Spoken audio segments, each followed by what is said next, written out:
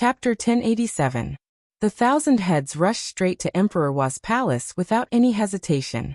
The wind and clouds in Pangu world stirred. All Dao-fusing experts rushed out from their dojos and mountain gates, rushing to Emperor Wa's palace with all their might.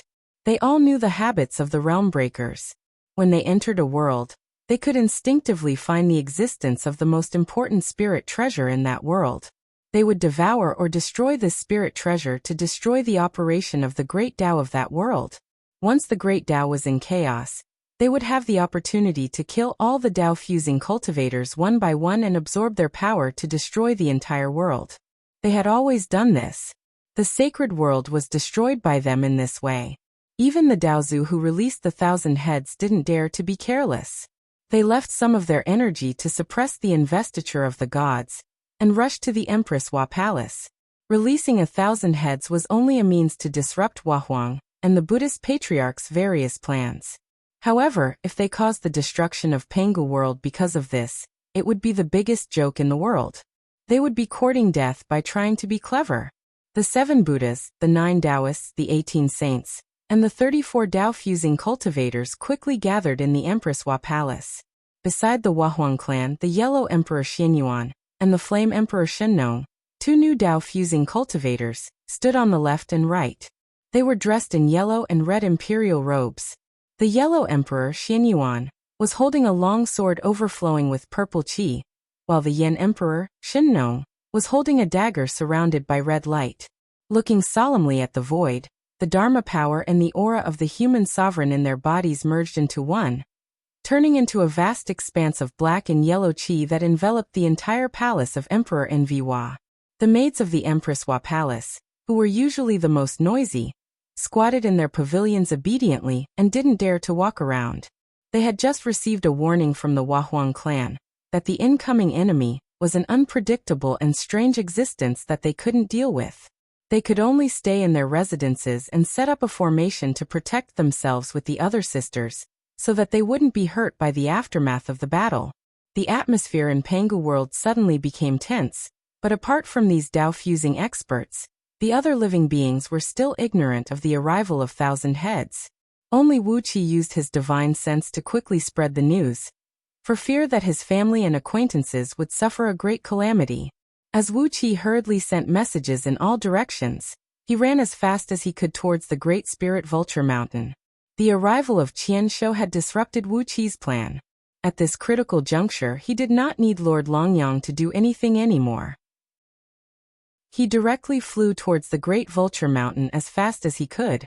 Arriving at the entrance of the Great Spirit Vulture Mountain, dozens of ancient Buddhas and Buddhas were hurriedly walking out from the few monasteries behind, leading a large group of disciples to set up a formation at the entrance. Apparently, they had already received the order from the Buddha, and knew that a terrifying being had invaded Pangu world. Therefore, they hurriedly came to defend this place. At the same time, on the highest peak of the Great Spirit Vulture Mountain, an ancient bronze bell was ringing thunderously.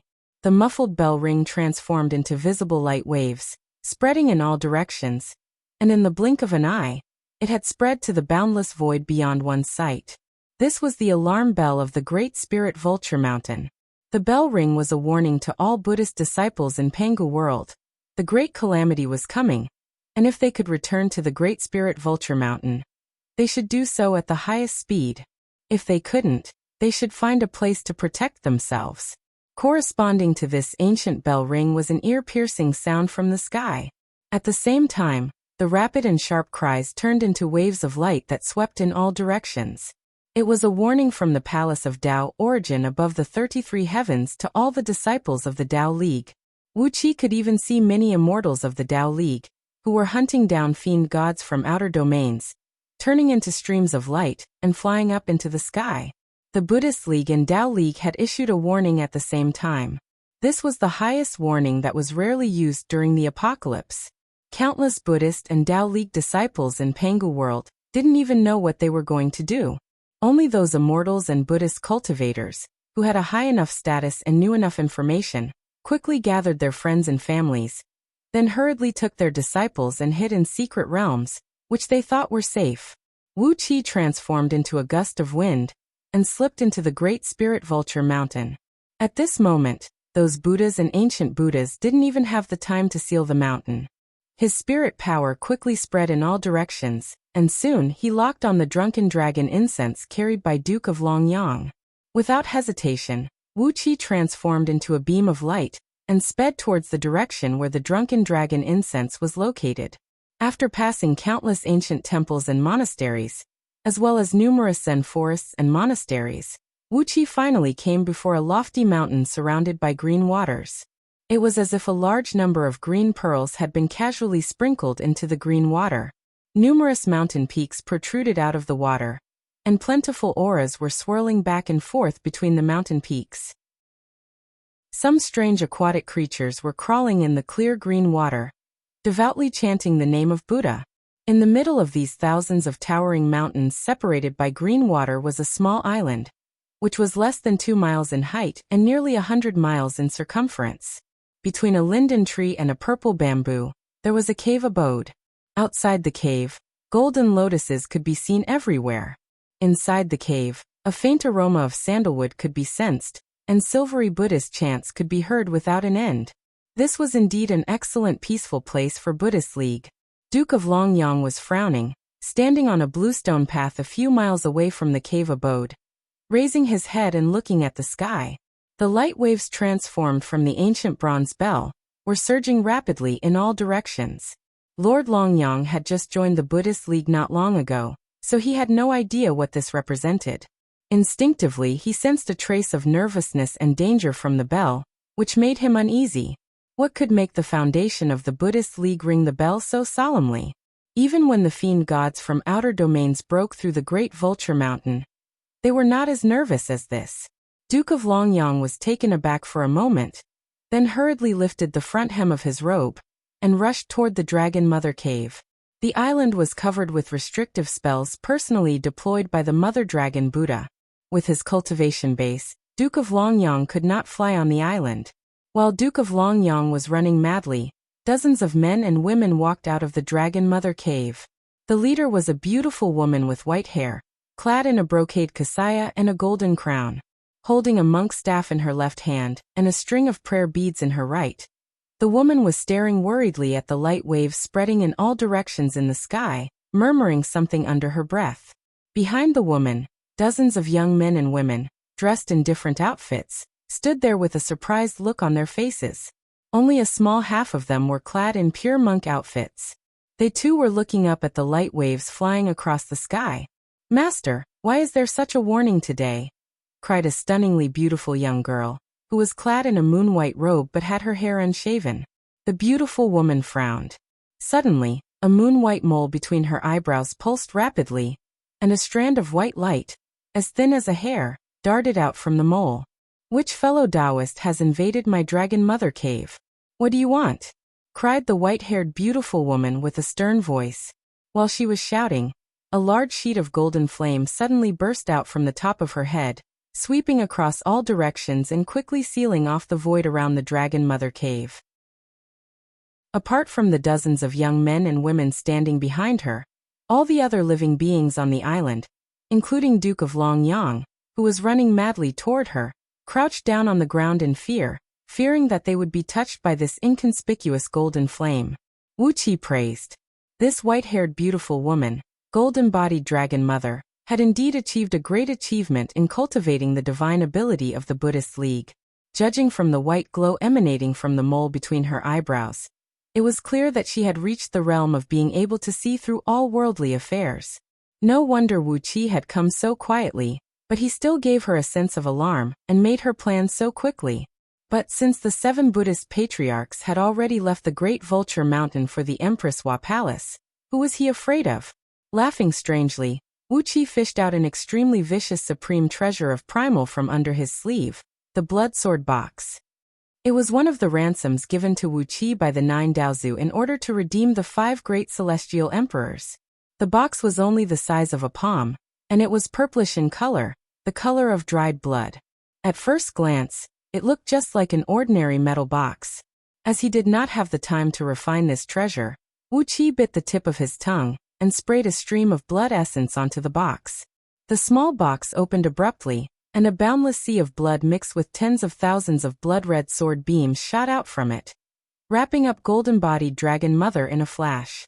She never expected that Wuxia was already less than 100 feet away from her, hovering right above her head. As soon as the sea of blood and countless blood-red sword beams wrapped her up, she immediately let out a deafening Buddhist cry, and was about to exercise the divine ability of the Buddhist League to fight Wuxia to the death. But Wuxia did not give her any chance. With a light flick of his finger, 3 energy-destroying needles, which were also from Daozu, transformed into 3 streams of green flame and shot out soundlessly, hitting the mole between her eyebrows, her heart, and her lower abdomen. The strange evil power drilled into her body, and the tremendous Buddhist power that she had accumulated through countless years of severe cultivation was quickly dissipating. She gave a muffled snort. Even though she was severely wounded, she still had the strength to boost her spirit blood. A golden sphere of light rose from her palm, and a devil-subduing divine thunder struck down towards Wuqi's head along with a faintly discernible Buddhist chant. Wuqi did not say a word. The divine thunderbolt smashed into his face and exploded into a dazzling golden light. He felt a slight pain on his face, and then a tiny cut as thin as a strand of blood appeared on it. Then he exercised his energy and the cut disappeared. All the Buddhist power in Dragon Mother's body was drained by the needles. Helplessly, she gave a sad howl and was rolled up into the air by the box. The lid of the blood sword box was closed along with a loud crack, and Golden Dragon Mother's gray-haired head was rolled into the box. Grabbing the box, Wuqi spun and left without saying a word. In a blink of an eye, he transformed into a beam of light, and rushed out of Gridrakuta Mountain before the gate was closed. He came and went as fast as lightning. Before those world venerables in Gridrakuta Mountain could react, he had already beheaded Dragon Mother. Holding the box in his hand, he gave it a slight shake, and a wave of blood could be heard coming from within. He opened the lid slightly, pulled out a white-haired head from the box, and threw it back into Gridrakuta Mountain. A decapitated head could not hurt Dragon Mother Buddha's foundation. As long as she could return to the cave in time and reattach her head and body, she would only lose a little bit of her energy. Wuqi even had the time to send a voice transmission to Lord Longyang, telling him that he had already gotten what he wanted, and that there was no need for him to take the risk. While Lord Longyang was still in a daze, wondering what was going on, Wuqi had already left with the crown of Dragon Mother Buddha. Chapter 1088. Late at night, Great Wu's imperial palace in Chang was brightly lit. All the civil and military officials had gathered in the Great Hall, where Liu Bang was mobilizing the army to carry out the war. Since Reverend Shozhua was willing to help by setting up a training ground that could speed up time tens of thousands of times for Great Wu's soldiers to use, Liu Bang had ordered Great Wu's conscription ratio to be raised to an unprecedented level on Penghu continent. 1 soldier for every 10 soldiers. In short, the land on Penghu continent was fertile, and the old, the weak, the sick and the disabled could produce enough food to support the army no matter how many soldiers they had. In the past, Diyu's conscription ratio was maintained at 1 soldier for every 10,000 soldiers, because Diyu did not have the need for large-scale wars. In fact, with the resources on Penghu continent, even if Liu Bang were to draw 1 soldier for every 10,000 soldiers, it would not affect Great Wu's national strength. The newly trained soldiers were mixing with Great Wu's former soldiers, and marching to the borders of Great Wu, Great Yu and New Wu. The border with Diyu was fine, as Great Wu was only focusing on defense for the time being. But on the border with New Wu, both sides had amassed a large number of troops, and each had a plan to completely defeat the other. Liu Bang, clad in a black dragon robe, sat on the throne at the end of the hall, while Liu Buwei, dressed in a luxurious robe, stood beside him, meticulously arranging military and political affairs. Liu Buwei was indeed worthy of being the prime minister of Daqin in those days. Great Wu was as large as Liu Bang's, but he had taken care of everything himself. Even Reverend Shozhua, Gigazi and Mod, who were sitting on the other side of Liu Bang, were full of praise. Just outside Chang, and Wuqi grabbed the prince out of the heaven-refining cauldron, and fed him to 9-tailed fox. No matter what, the Nightmare Dragon Crown Prince was a figure with the cultivation of Buddha. He had an abundance of blood essence. Ninetails ate happily and finished the Nightmare Dragon Crown Prince in a few mouthfuls. After devouring the Nightmare Dragon Crown Prince, Ninetail's carapace became brighter and brighter. He wagged his tail excitedly and rubbed his 4 huge pincers on Wuqi's body. He wanted Wuqi to feed him the South Dipper Great Emperor inside the Heaven Refining Cauldron. Wuqi patted Ninetail's head and scolded softly. When the nine-tailed scorpion calmed down, Wuqi sat cross-legged on its back. 1 man and 1 scorpion were hidden in the faint dark clouds, floating all the way to Chang and City. Without alerting anyone, Wuqi and Ninetailed sneaked into Great Wu's imperial palace and hid quietly in Lu Bang's bedchamber. It was not until midnight that Lu Bang returned to the bedchamber surrounded by a group of palace maids and eunuchs. As soon as he entered the bedchamber, Lu Bang sensed the faint murderous aura emanating from Ninetails. After a moment of silence, he clapped his hands gently, drove all the palace maids and eunuchs out, and closed the door with his own hands. Picking up a match, Lu Bang silently lit hundreds of candles made of merman's oil on dozens of huge candlesticks in the bedchamber. Immediately, a faint aroma filled the bedchamber. Wuqi sat boldly on the throne that originally belonged to Lu Bang in the bedchamber, with Ninetails lying beside him. He bared his teeth at Lu Bang and looked ferocious, as if he could not wait to pounce on Lu Bang and eat him. Lu Bang threw down the match and chuckled. "Fellow Taoist, your behavior is almost like that of a despicable person." Crossing his legs, Wuqi took out the crown of Dragon Mother Buddha and played with it carefully in his hand. He looked at Lu Bang with a smile and said, "Despicable person? How can your majesty use this word to describe me? Who dares to call himself a despicable person in front of your majesty?" They looked at each other and laughed at the same time. But neither Wuqi nor Lu Bang had a smile in their laughter. It was as dry as sugarcane powder that had been squeezed 100 times by a juicer.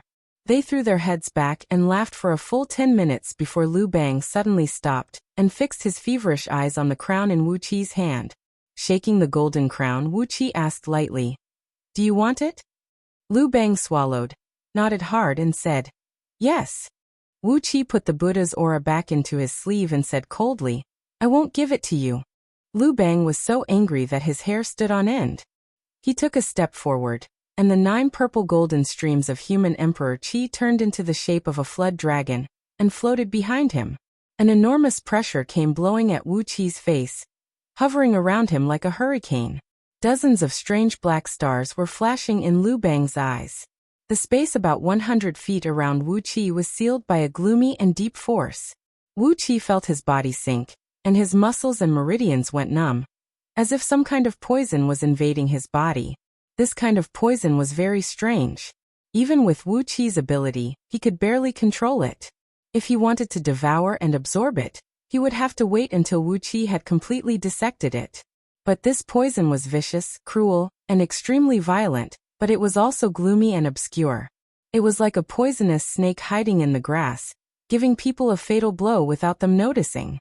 It was difficult for Wuqi to grasp the way the poison spread in his body. Looking at Lu Bang in surprise, Wuqi shook his head and said, "I didn't expect that Lu Bang, the king of Han, the weakest of the 9 clones, could have such a trick." Lu Bang was stunned. He asked subconsciously, "How do you know that I have 9 clones?" But as soon as he said this, Lu Bang roared angrily, "Cut the crap, Wuqi! How dare you make fun of me? Could it be that you have forgotten the agreement with this king?" The heavy pressure pressed down on Wuqi's body.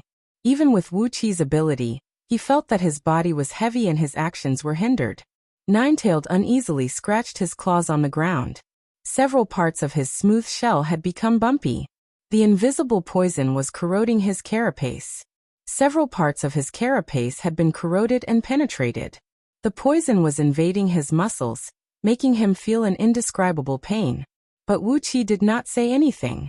Ninetails endured the pain and did not attack Lu Bang. But Ninetails' self-control was rapidly fading. When he could not bear the pain, he would definitely launch a fatal blow to Lu Bang with all his strength.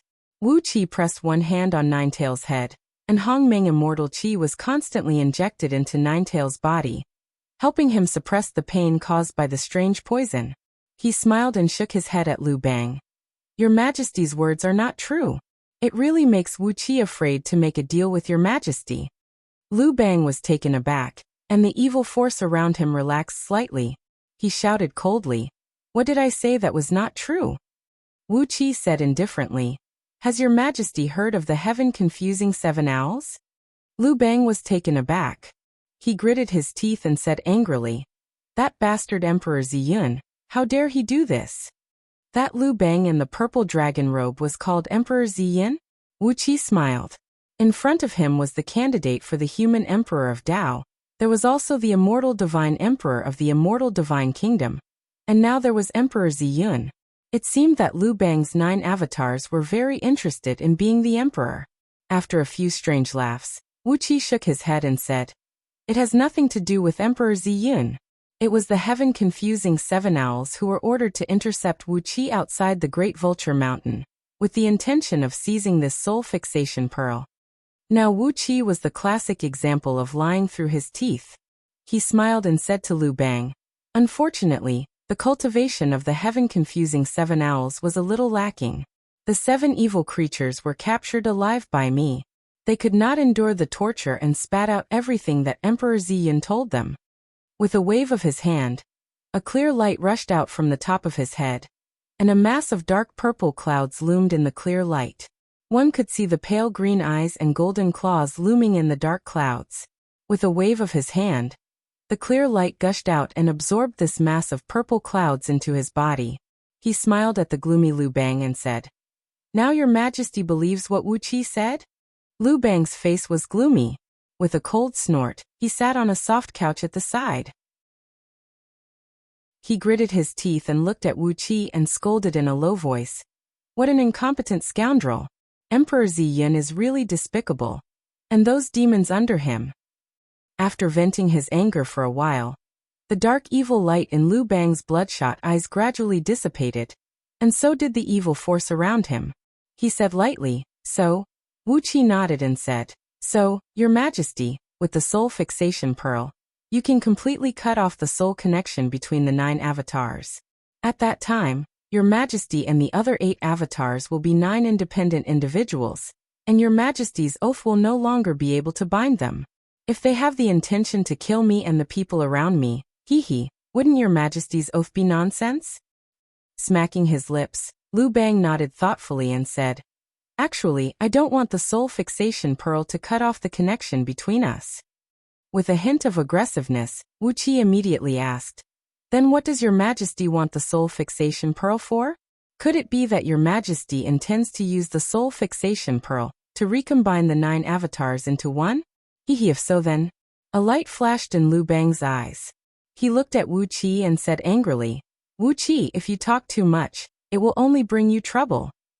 Wuxia laughed wildly. He crossed his legs and patted Nine-Tailed's big head from time to time.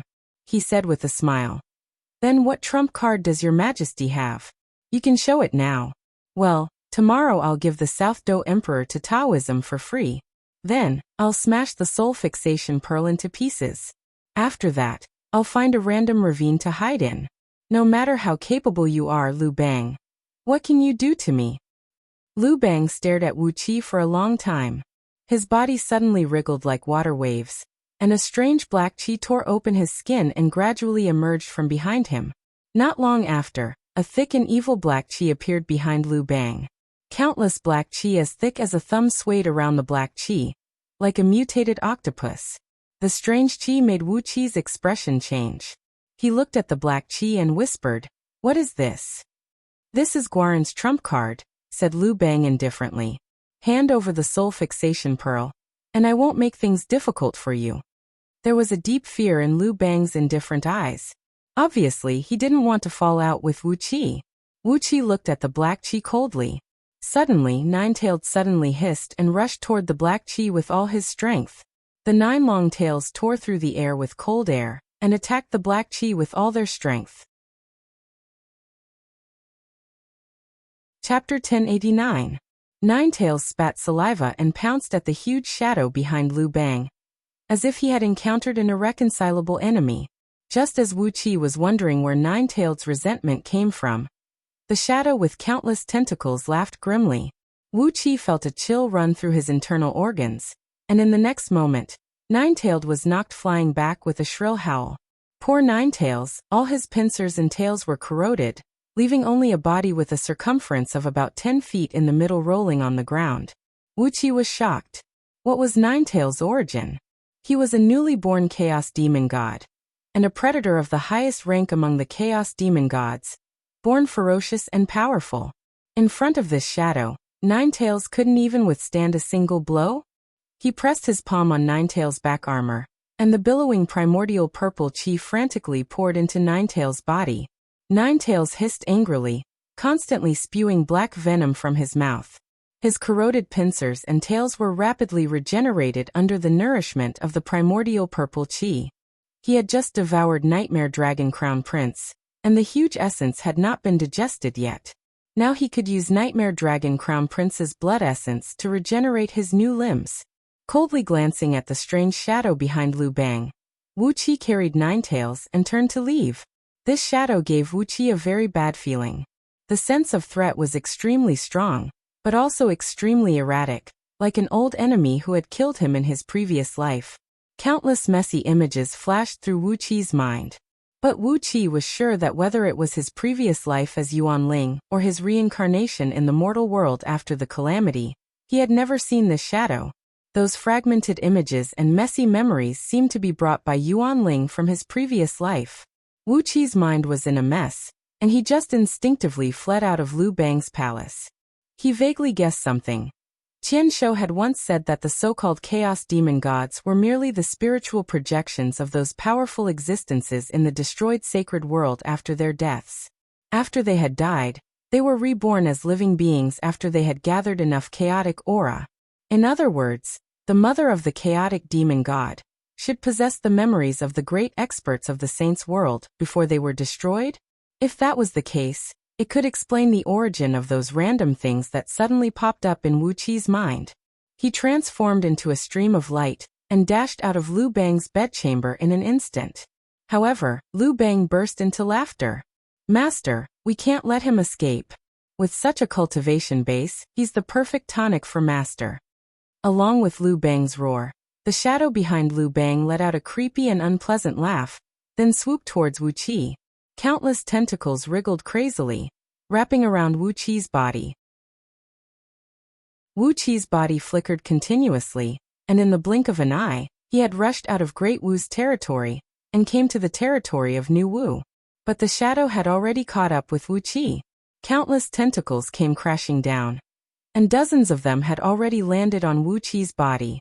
The poison in Wuqia's body had not been controlled yet, and more poisonous gas poured into his body like a broken dam. Wuqia's skin was turning black and green, and too much poisonous gas was spewing out of his pores like a fountain. Wherever it passed, all the flowers, plants, and trees would rot into mud. All of a sudden, Ninetails let out a miserable cry. Wuqia hurriedly looked down, and his heart skipped a beat. 3 tentacles had pierced into Ninetails' body at some point, and were madly absorbing Ninetails' blood essence. The flesh and blood inside his shell were shrinking rapidly, and more than 30% of his body fluid, which was full of powerful energy, had been sucked away. Shocked, Wuqia produced the blood sword box. Waves of blood rolled out of it, and countless sword beams slashed at the 3 tentacles. Then the lid of the box suddenly closed, and with a crack, the 3 tentacles were cut off at the waist. The huge shadow laughed gloomily. The 3 severed tentacles swayed in the wind, and 3 new tentacles grew out from each of them, grabbing at Wuqia and Ninetails. Wuqia shook his head and coughed out a mouthful of blood. Pulling Ninetails with him, he suddenly turned into a beam of bloodlight and flew millions of miles away, arriving over the capital of New Wu in the blink of an eye. The Emperor of Great Wu, Liu Bang, has colluded with demons and schemed against the world, and Liu Bang has 8 clones out there plotting evil. "Fellow Taoists, you must be careful not to fall into his trap," he cried out. Wuqia used all his strength to utter the roar, mixing all his divine sense and willpower into it, and spreading it out in all directions. A huge sound wave spread across the entire Pangu continent, and even the almighty experts on Mount Gridrakuta, Palace of Tao Origin, and Empress Hua Palace could hear it clearly. "In for a penny, in for a pound. Since you want to do it in the dark, I won't give you the chance." Since he had already shed all pretense of cordiality and had begun to attack, why should he keep the secret for him? Naturally, he had to expose his true face as soon as possible. Just now, Wuxia had coughed out a mouthful of blood essence and flown forward with the blood escape art, barely getting rid of the shadow's pursuit. But as soon as he let out the roar, a cloud rolled over behind him. Amidst the cloud, a Taoist dressed like a feather warrior, clad in a robe of water and cloud, holding a hoe and a basket, was chasing after him at top speed. The feather warrior burst into laughter and said, "Don't try to frame me, little thief Wuxia.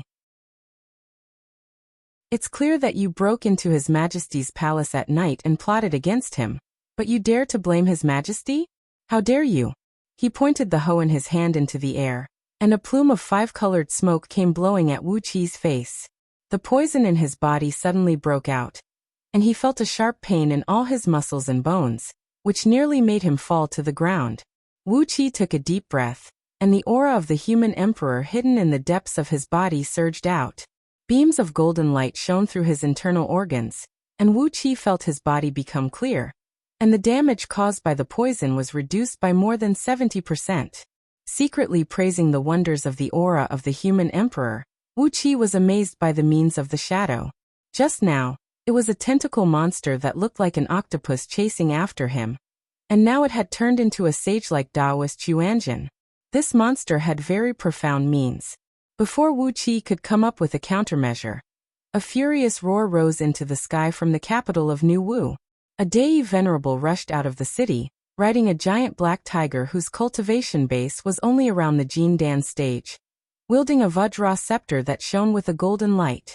He shouted sternly, "Which evildoer dares to make trouble in Lord Zheng's territory? Touch your head and see if you are still alive." With a roar, the Dai venerable smashed the scepter on the top of Wuqi's head.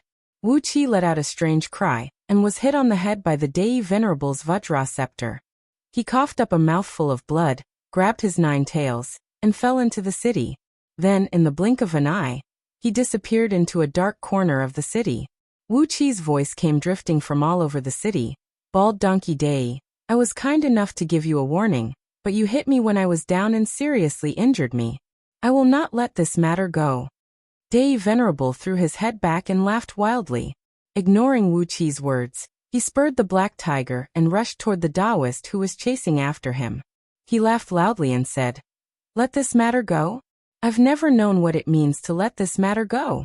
You coward, don't you know that no cowards are allowed to live within a radius of hundreds of millions of miles, except for those who have submitted to me?" With a wild roar, Dai venerable smashed the scepter down at the Taoist. The Taoist laughed sinisterly, but did not say a word. Instead, he raised his pickaxe and swung it at Dai venerable's scepter. A loud boom rang out as the pickaxe exploded into countless sparks, while the scepter shattered the Taoist's right arm, turning him into a dark, blurry shadow that hovered in the air. The Vajra continued to smash down towards the Taoist with the force of a thunderbolt, forcibly smashing the Taoist's entire body into a pile of rotten flesh that sprayed out. However, in just a blink of an eye, all the rotten flesh turned into black slime and fell into the dark corners of the city, disappearing without a trace. Dai venerable laughed coldly, shook his head and said, "Cowering like a coward? What kind of bastard are you?" Brushing his hand across his bald head, a white beam of light shot up from the top of his head, reaching hundreds of miles into the sky. A 7-layered relic light screen emerged, illuminating the sky with a 7-colored light. In an instant, the surrounding area of 10,000 miles was as bright as day. Wherever the colorful light reached, it shone on the ground for thousands of miles. Rocks, sand, and rocks that were thousands of miles deep all turned crystal-like. Everything in them could be seen clearly under the colorful light. Countless black slime was gathering together 100 miles underground, and in the blink of an eye, it transformed into a little Buddhist monk clad in a moon-white monk robe, with a round shaved head and shrouded in a faint Buddha's light. Hiding under the eaves of a house, Wuxia was struck speechless by the incredible scene. Just now, Dai venerable had used at least 70% of his strength to swing the scepter, and yet he failed to kill this bizarre shadow? How could he slip underground and transform into a little monk exuding the pure aura of the Buddhist League? He is indeed a monster. Dai cried out in a fuss. Hey, listen up, people of the world. The Emperor of Great Wu Lu Bang is in cahoots with this monster. Ha ha ha, the Dao League has chosen a good emperor. Before his voice could fade away, Lu Bang's soft cry came from a distance. This is absurd. Could it be that the Buddhist League is full of thieves who cry thief? Wuxia, how many benefits have you received from the Buddhist League that made you join forces with them to frame me? Snorting coldly, Lu Bang cried out. Baldy Buddhist League is a treacherous man who goes back on his word. I'm ashamed to live in this world with you. Pass on my decree. Send out all the soldiers of the dynasty to attack New Wu. Senior immortals, please fight with all your might to determine the fate of the human race. Wuxia could not help but praise. This fellow Lu Bang is really thick-skinned. How could he take advantage of the situation and launch a war against New Wu? That's true. Just now, when Wuxia shouted that Lu Bang was in cahoots with an evildoer, who would believe him without any solid evidence?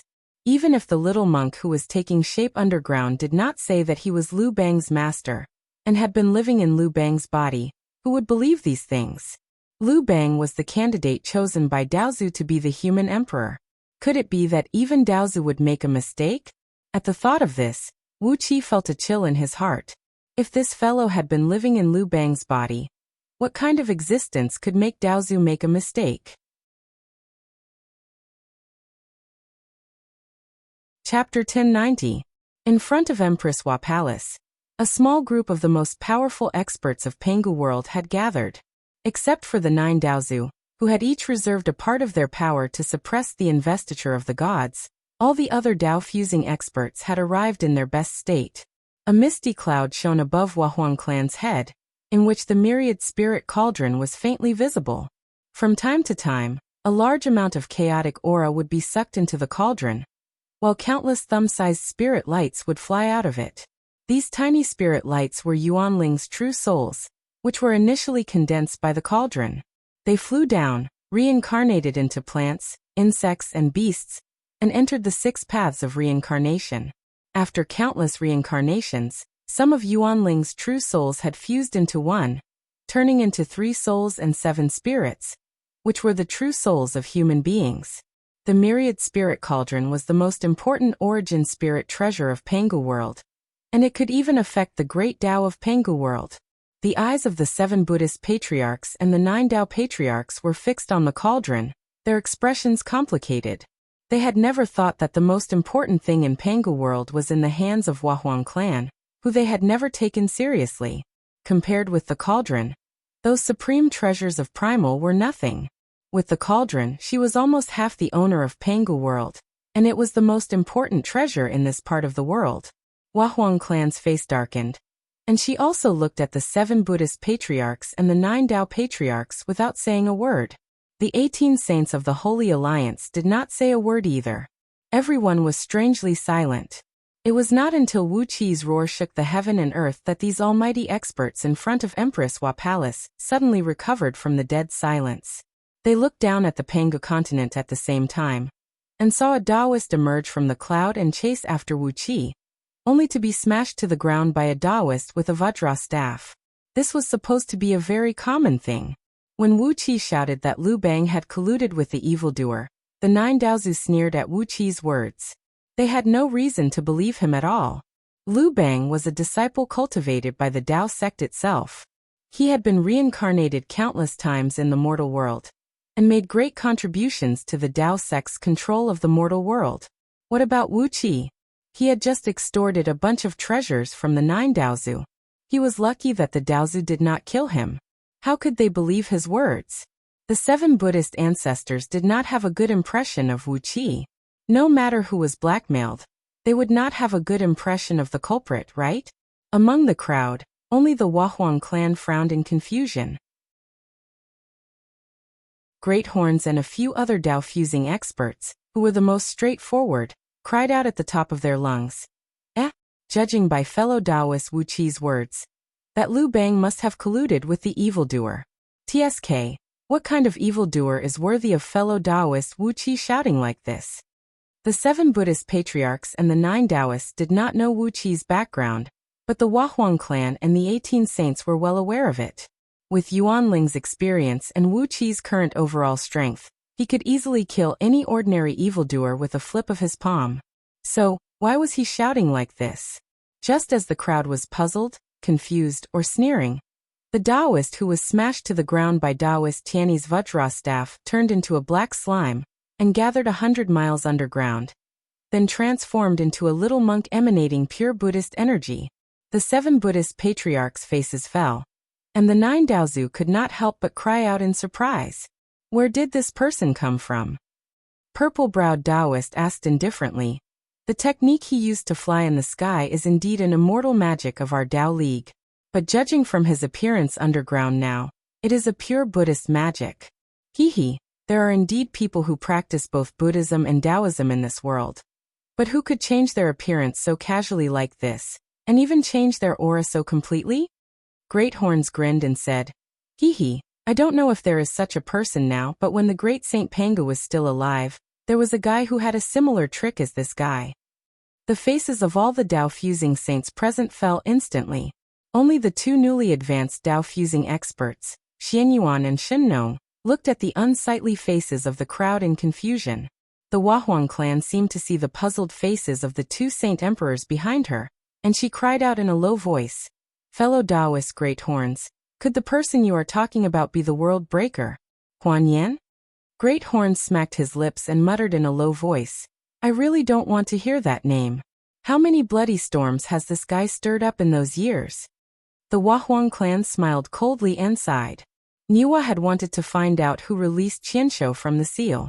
But now that Huan Yan has come to Pangu World, it is no longer important to find out who released him. What do you think, fellow Taoists? The Huahuang clan's eyes were as cold as knives as they glanced at the faces of the 7 Buddhist patriarchs and the 9 Daozu saints. The 7 Buddhist patriarchs chanted the name of Buddha together. Expressionlessly, Buddha guarding heart told them about how they went to the depths of chaos, fought a fierce battle with Qianshou, and came back with severe injuries. Buddha keeping promise even told them frankly that at that time, the Buddhist League had an absolute advantage in the God-conferring grand plan, and they did not want Qianshou to ruin their plan by coming to Pangu World. That was why they went to stop him. Although Qianshou had just escaped from the seal, his evil cultivation base was beyond imagination, and he had wounded all 7 Buddhist patriarchs. Great Horns roared furiously, cursing the bastard who had released 1,000 heads from the seal.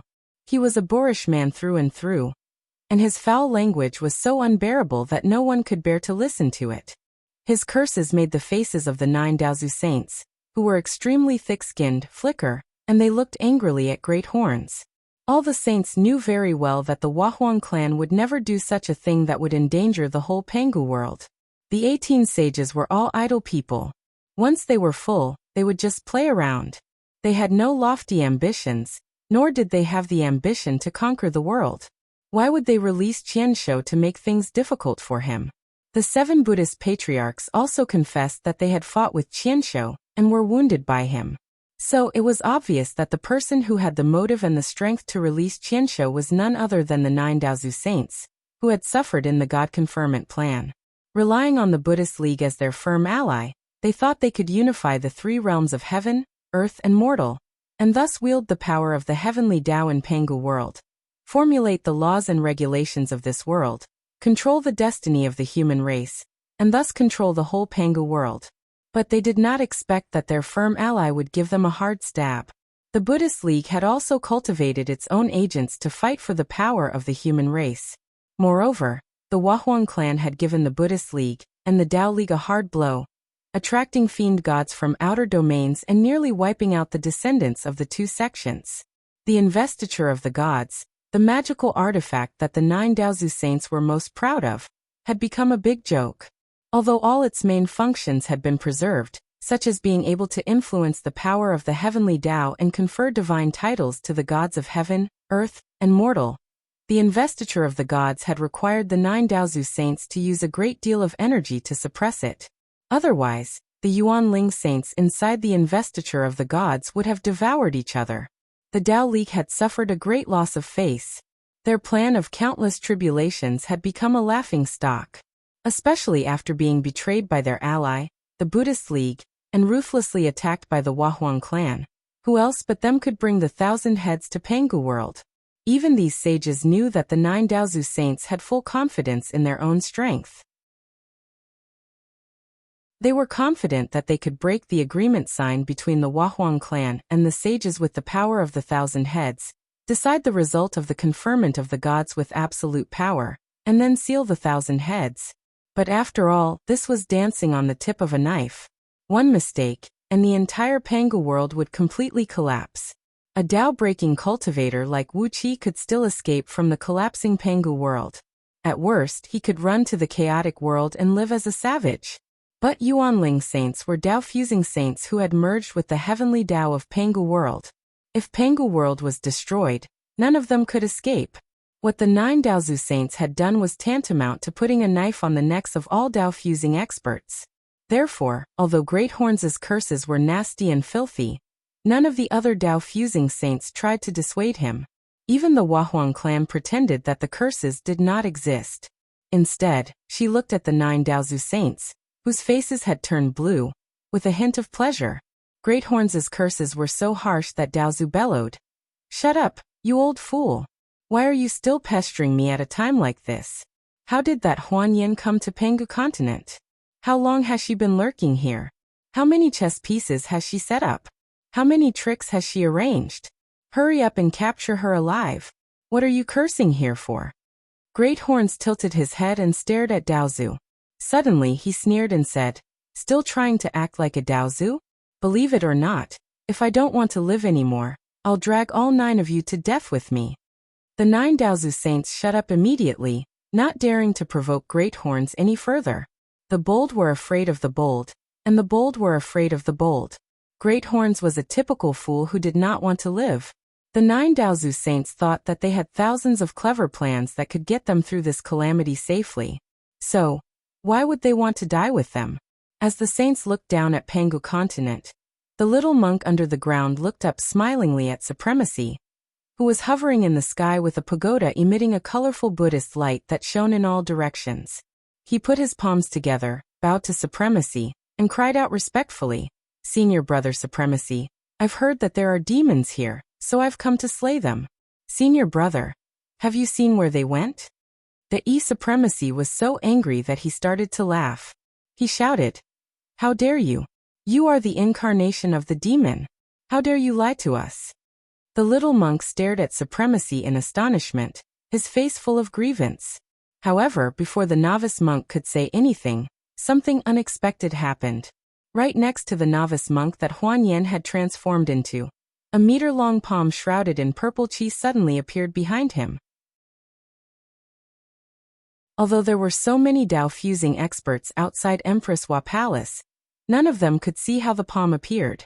It was as if it had always been there, and had just shown itself all of a sudden. The palm flicked out a finger casually, turning Huan Yin, who had transformed into a monk, into nothingness with a single strike. There was a flash of purple light, and Huan Yin disappeared without a trace. Only a mournful scream reverberated in the void. The crowd hurriedly looked up in the direction where Qiantu was charging at them aggressively.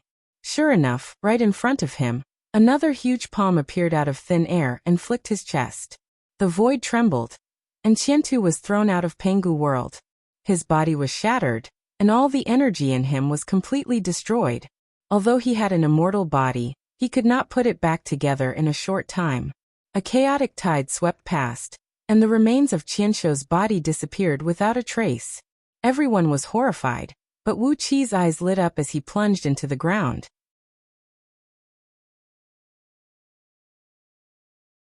Chapter 1091. After the bow was engraved with the 3 runes, it was suddenly enveloped by a layer of dark halo, about 1 finger thick. The dark halo wrapped around the entire bow like a corporeal object. A swift and fierce arrow intent came rushing at Wu Qi's face. The purple energies surrounding Wu Qi's body immediately began to surge violently like a whirlpool, but the clump of purple energies that Wu Qi had transformed into was hovering quietly in midair, not moving at all. That had immediately revealed his whereabouts. Nonsense! Wu Qi gave Pangu a glare. Of course, he wanted to know why Pengu was doing all this. As Wuxia continued to descend, the ripples of time and space became more and more obvious. In the end, Wuxia broke through a very thin layer of spatial restriction and came to a void that was only about 10,000 miles in circumference. This area of the void was filled with a nearly liquid-like purple natural energy. In the vast sky, there was a small sun and a small moon. The sun and the moon orbited around a circular landmass that had a diameter of less than 100 miles.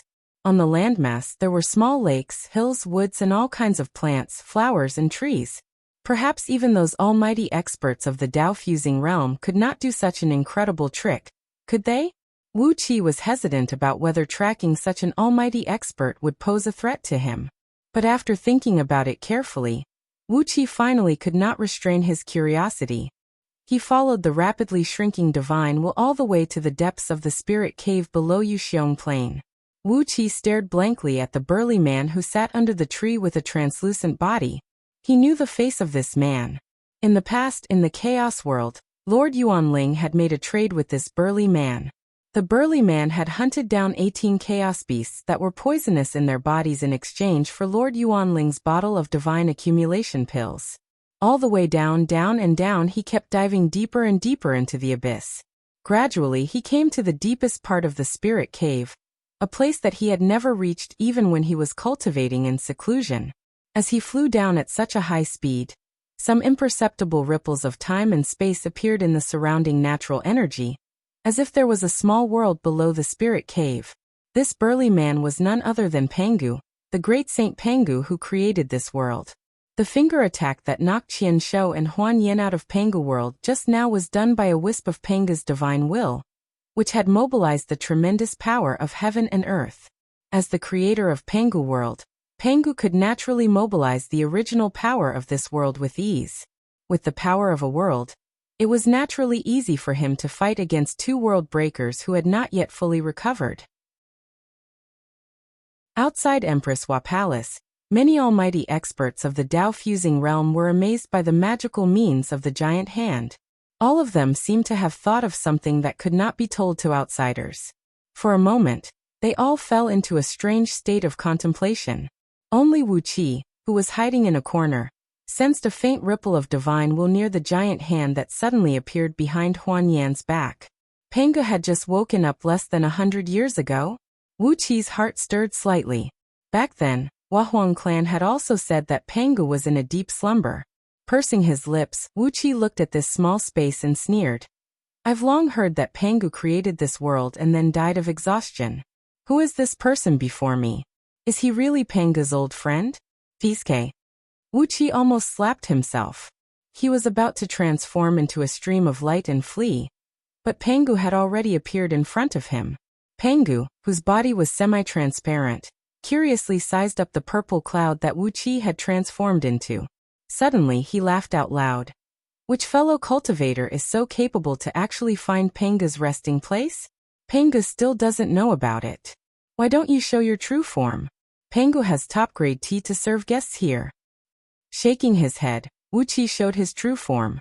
Pengu looked at Wuxia confusedly. Pengu didn't know who this young man, who called him Pengu's old friend, was.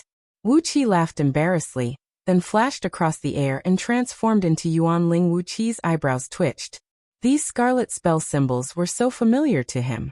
They were among the 36 runes he saw outside the Great Hall where the 1,000-head immortal soul seal was kept through the soul of the 1,000-head. And they were among them. Back then, Wuxia had merely seen these spell symbols, but he had already vomited blood because of the tremendous and inexhaustible information contained in them. Back then, he wasn't even qualified to study these spell symbols. Wuxia stayed in the misty purple mist. His body had transformed into a purple mist as well, looking no different from the surrounding purple mist. Coughing a few times, Wuxia laughed dryly and said, Pengu, my old friend, your tea, ha ha ha.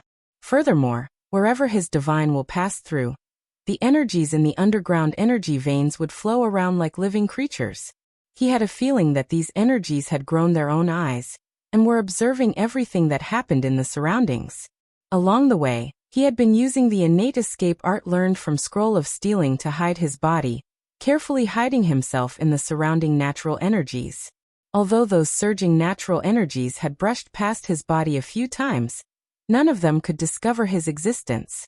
But it had been less than 100 years since he woke up, which meant it had been several decades, right?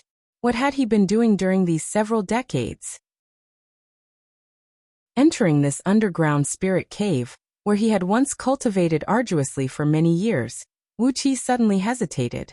The origin of this divine will was very strange. Judging from the timing and strength of the attack, it was perfect. Basically, it had defeated Thousand Heads and Huan Yan without giving them any chance to survive. Even though all world breakers had indestructible bodies, the damage caused to Thousand Heads and Huan Yan by this divine will was enough to prevent them from posing any threat to Pangu world for at least a few years. Quietly, he looked at Pangu, watching him carve the tree trunk into a longbow. After that, he pulled out a very thin bowstring from the boundless purple mist and carefully fixed it on the bow. He threw his head back and laughed complacently, then bit his right index finger and wrote 3 fist-sized, scarlet runes on the bow with a solemn face.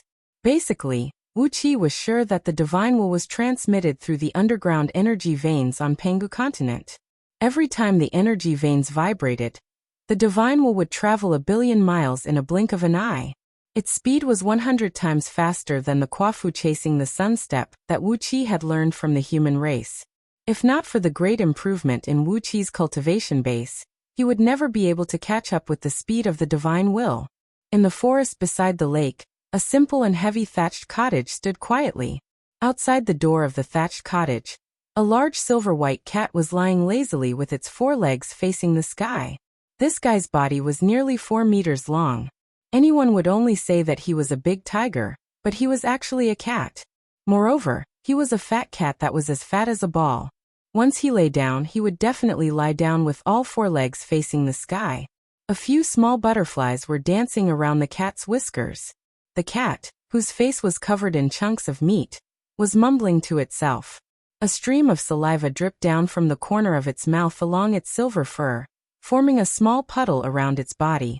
The cat's saliva exuded a faint fragrance, and under the sunlight, it shone with a lustrous luster like that of a precious jewel.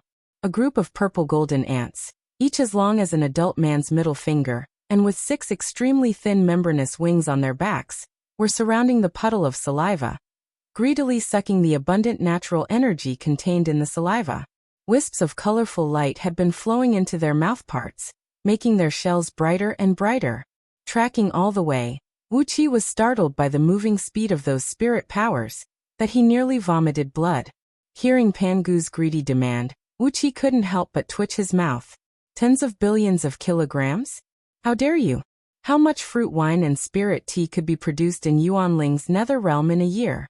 Even Wuxia didn't have enough for himself. Beside the small lake, under a big tree, a 10-feet-tall man with a rugged and primitive face was carefully carving a tree trunk with a small axe. His long hair hung loosely over his shoulders, and his whole body was covered with bulging muscles. Looking at his movements, it seemed that he wanted to carve the tree trunk into a longbow. His fingers were steady and powerful, and the small axe chopped down unhurriedly.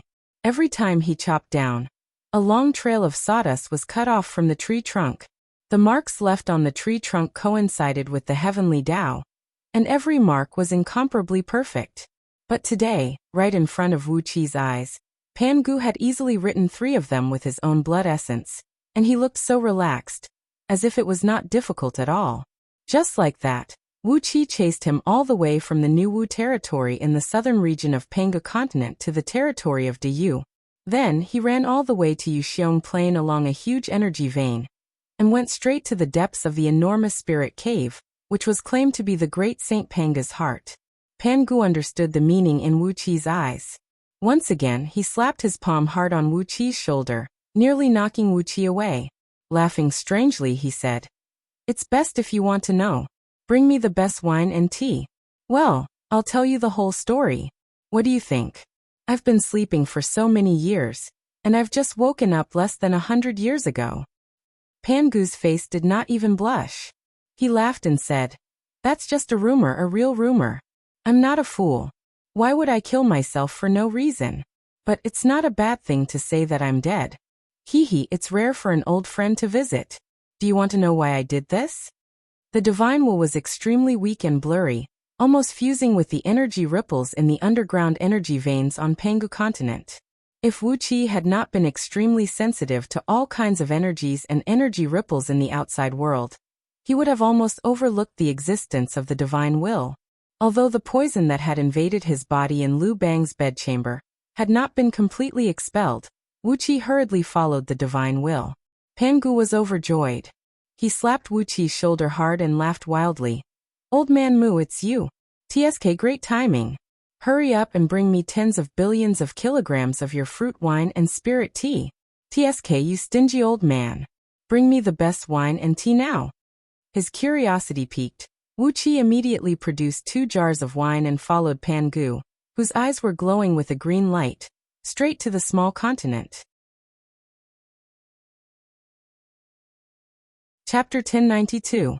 Next to the lake, under the shade of a tree, Wuxia and Pangu sat facing each other. Wuxia observed Pangu at a close distance. Although his translucent body exuded a strong aura of flesh and blood, Pangu was still just a Yuanling. However, even Yuanling himself had been refined to the same level as his physical body. How high was Pangu's current cultivation base?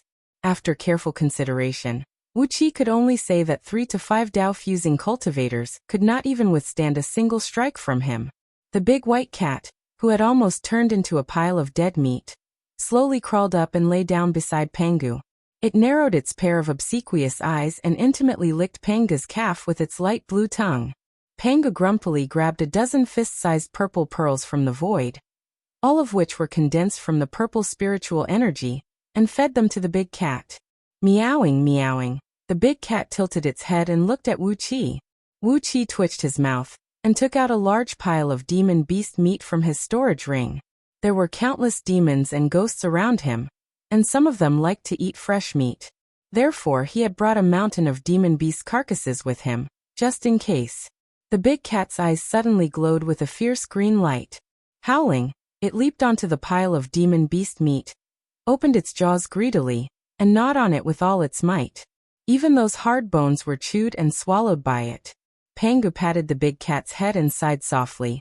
It has slept with me here for countless years, and this little servant is also starving. Wuxia just smiled and said nothing. Pangu, with your great power, is it difficult to find some food for this big cat? Jihao thought to himself. It's just that you don't want to do it. Poor cat. How could it become so fat after being fed by the pearls condensed from Pangu's spiritual energy?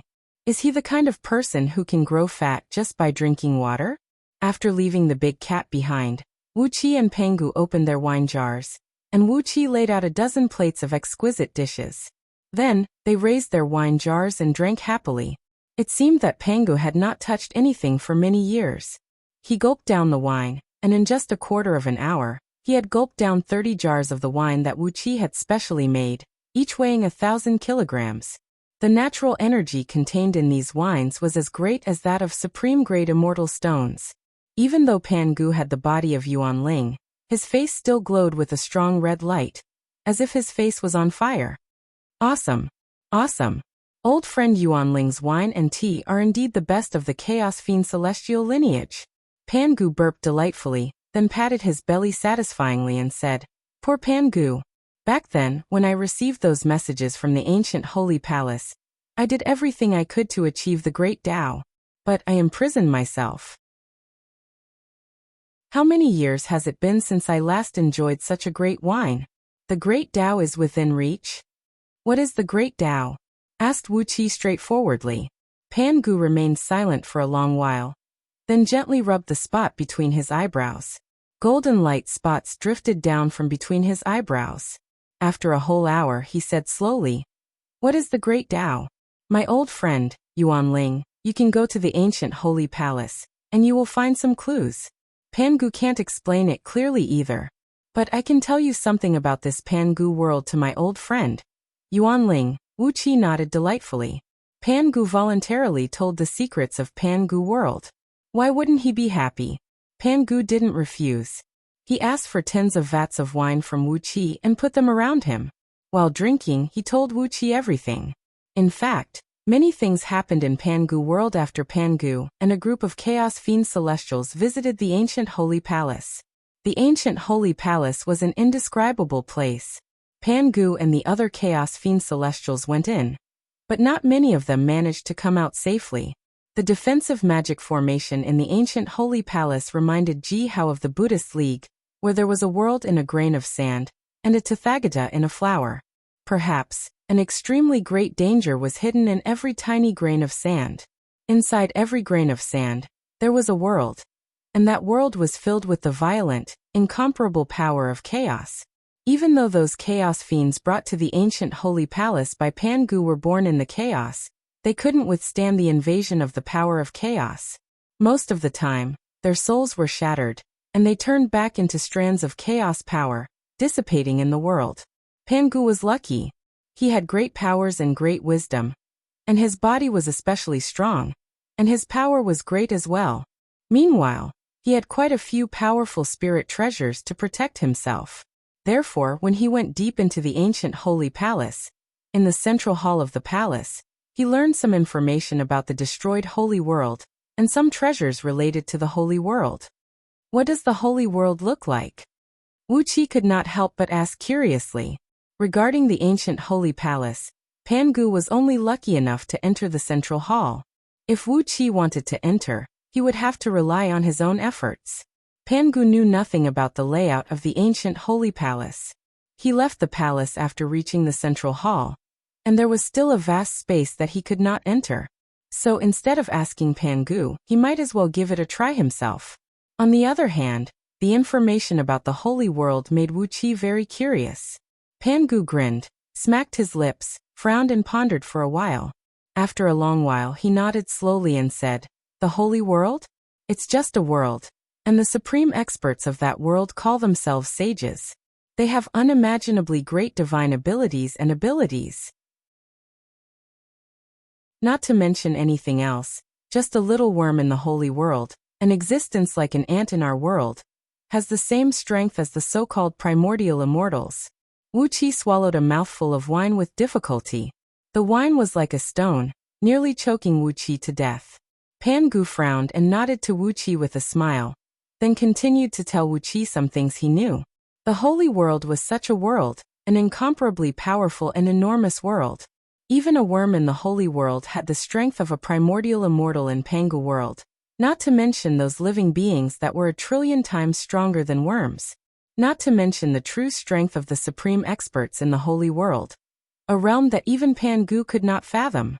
For example, the primordial supreme treasures possessed by Dao-fusing experts in Pangu world were indeed powerful, but compared to the saint treasures used by the true supreme beings in the Holy Realm, those primordial supreme treasures were like fireflies to the sun.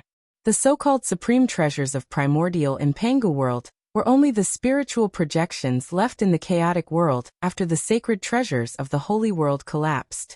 Compared to the real sacred treasures, they were like shadows, which showed how powerful the Holy World was. Aside from these worldly possessions, the experts of the saints' world possessed the power to create something out of nothing. They could create a treasure, a living being, or an entire race out of nothing with a single thought. They could create things out of thin air, and did not need any real materials.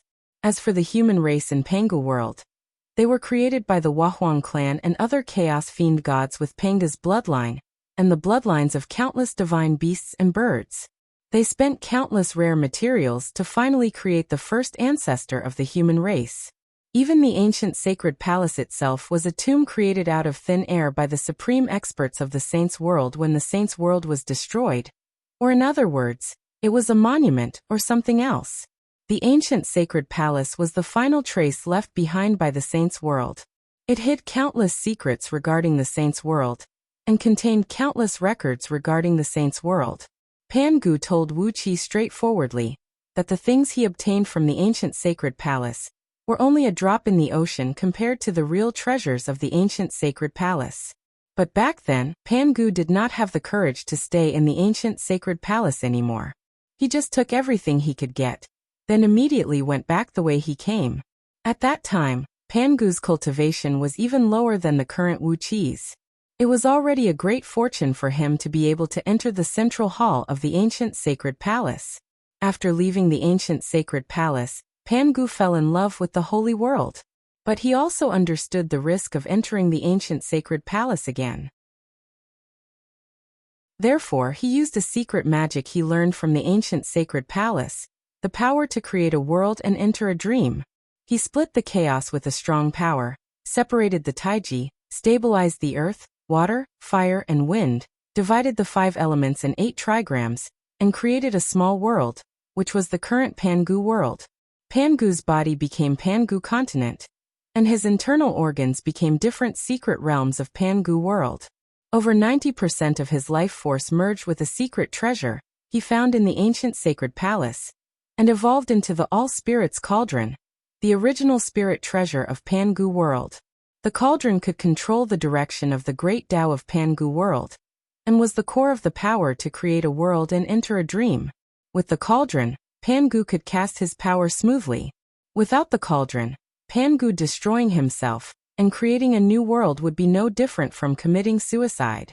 Before he becomes powerful enough, Pangu will never take another step into the ancient sacred palace. Looking at Wuxia seriously, Pangu continued, "But the mysteries of the holy world make it hard for me to stop once I touch it." But the power to create a world and enter a dream allows Pangu to peek into the secrets of the holy world. Wuxia curiously looked at Pangu, quietly waiting for him to continue. The only function of the cauldron was to extract original soul particles from the boundless chaos, turn them into Yuanling's soul, and merge them into the 6 paths of reincarnation of Pangu world. Therefore, the Wahuang clan was said to be in charge of time and the reproduction of all souls. For this reason, these original soul particles contain the soul particles of the most powerful beings and countless other living beings who perished when the holy world was destroyed. Wuxia swallowed another mouthful of wine with difficulty, then stared at Pangu with his dead fish-like eyes. Pangu smilingly nodded and said, "But original soul particles can never be destroyed. This is the eternal law. A law that is even higher than the so-called great Tao of nature in Pangu world. Even if you destroy a living being's soul and destroy his or her soul, the original soul particles will never dissipate. More or less, the spirit marks of those living beings will remain in the original soul particles." Looking at Pangu, Wuxia took a deep breath. No wonder the Wahuang clan and the chaos monster created the humankind, and Pangu created Pangu world. The 10,000 spirit cauldron had been ceaselessly absorbing soul particles from the chaos, turning them into souls and returning them to the reincarnation cycle of Pangu world. Sleeping in Pangu world, Pangu's soul would be able to peek into the memories of all souls from the holy world. If one soul happened to contain the soul particles of the most powerful beings in the holy world, those cultivation spells, spell symbols, and knowledge of the holy world would all belong to Pangu, wouldn't they? What a great cauldron! What a great owner of the cauldron, the Wahuang clan. As the owner of the cauldron for Pangu, the relationship between the Wahuang clan and Pangu was obvious. The problem was, since the cauldron was so powerful, was the Wahuang clan really the weakest one among all Tao-fusing beings? Wuxia burped. He would be a fool if he believed that. Chapter 1093. After a long talk with Pangu, Wuxia was filled with mixed emotions. Wuxia asked Pangu, "Is the so-called great Tao that I created Pangu world and cultivated the divine ability of creating worlds and entering dreams?" Pangu told Wuxia frankly that he was doing this for the so-called great Tao. It was described in the ancient sacred palace as the law of permanence, which was 1,000,000,000 times more profound than the so-called great Tao of Pangu world, and the various mysteries of chaos fiend gods. If one could comprehend it thoroughly, one could truly transcend the mortal world and become a saint. This was a true saint, a level higher than the supreme experts of the sacred world. It was a truly immortal existence, and even the world breaker could not hurt it. The reason why the sacred world had attracted the world breaker and completely destroyed it was that some of its supreme experts had touched the law of permanence and were about to take the last step. According to Panga's meditation over the years, the existence of the world breaker was similar to the heavenly tribulation in Pangu continent. Some people in the sacred world had touched the law of permanence and were about to reach the realm of immortality. That was why the World Breaker appeared. The so-called World Breaker did not destroy the world, but the realm of those supreme experts.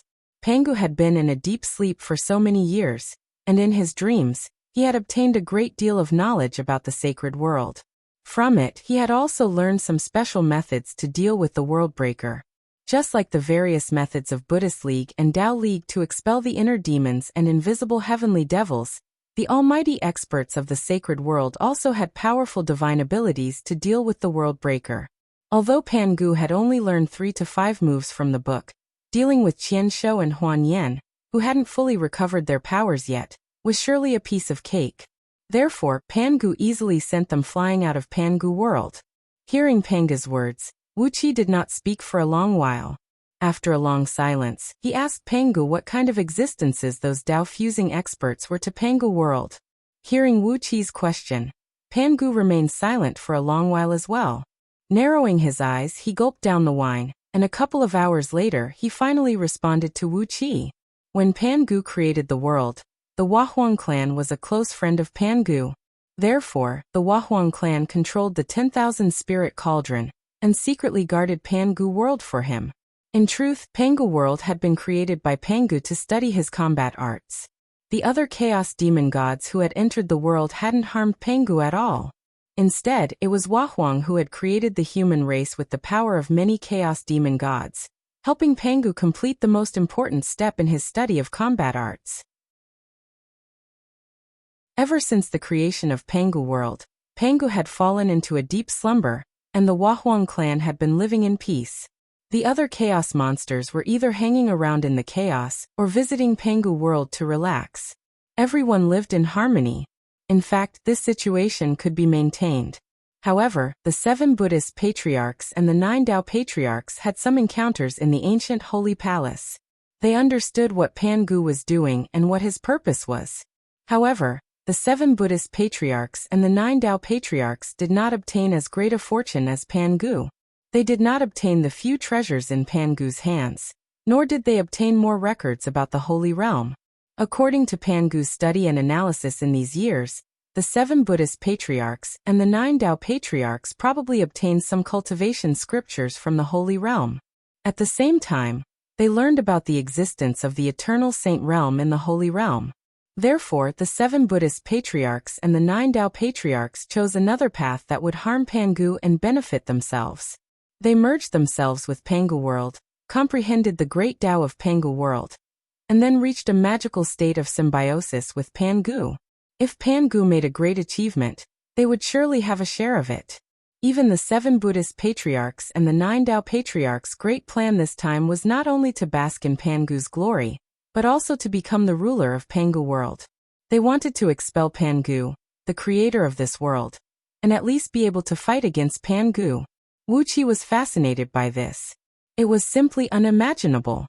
Looking at the sky with a cold smile, Pangu said blandly, "What the 7 Buddhist patriarchs and the 9 Tao patriarchs have done is like Pangu painstakingly building a house with his own flesh and blood, hoping to rely on this house to absorb energy and use it as the foundation to build a great palace. But they are living on this house, turning themselves into the beams and pillars of the house, hoping that when this ordinary cottage becomes a palace, they will be reborn and benefit from it." Wuxia nodded silently. Pangu's description was extremely reasonable.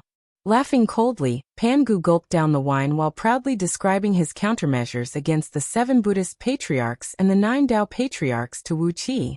When Pangu was studying his divine power, he could not split his attention to deal with the 7 Buddhist patriarchs and the 9 Tao patriarchs, but he could slightly change the rules of the great Tao of Pangu world and send all kinds of disasters and tribulations. That was why the so-called apocalypse of heaven and earth existed, and all kinds of tribulations faced by cultivators. All of this was to weaken the 7 Buddhist patriarchs and the 9 Tao patriarchs, so that they would not have too much power to interfere with the operation of Pangu world. To put it bluntly, the so-called apocalypse was the war between Pangu's subconsciousness and the 7 Buddhist patriarchs and the 9 Tao patriarchs. Therefore, Empress Hua could live peacefully in Empress Hua's palace without suffering any tribulations, and the 18 saints of the Holy Alliance could live like wild cranes without worrying about any tribulations. But the disciples of the 7 Buddhist patriarchs and 9 Tao patriarchs were killed or wounded every few hundred eons. If they encountered an apocalypse of heaven and earth, almost all the disciples of the 7 Buddhist patriarchs and the 9 Tao patriarchs would die. Hearing Pangu's words, Wuxia couldn't help but twitch his mouth. Such a scheme, such a competition made him speechless. Looking at Wuxia with a smile, Pangu told Wuxia bluntly that even the 18 saints of the Holy Alliance were carefully selected by the subconsciousness of Pangu world when Pangu was asleep. The 18 Tao fusing experts of the Holy Alliance were all idle and loyal people. They did not know what had happened in the ancient sacred palace, and they had no intention of coveting Pangu world. That was why Great Horns and the other members of the Holy Alliance could successfully fuse with the Tao. Otherwise, with his temperament, he would have been killed by the 7 Buddhist patriarchs and the 9 Tao patriarchs, and would not have had the chance to fuse with the Tao. It was also because of the existence of these 18 idle Tao fusing experts that the 7 Buddhist patriarchs and the 9 Tao patriarchs could imperceptibly restrain the actions of the 7 Buddhist patriarchs and the 9 Tao patriarchs. They were like an invisible rope that prevented the 7 Buddhist patriarchs and the 9 Tao patriarchs from acting as they pleased. The 7 Buddhist patriarchs and the 9 Tao patriarchs had done everything they could think of. They were afraid that chaos fiend gods would compete with them for the possible benefits that Pangu world could bring in the future.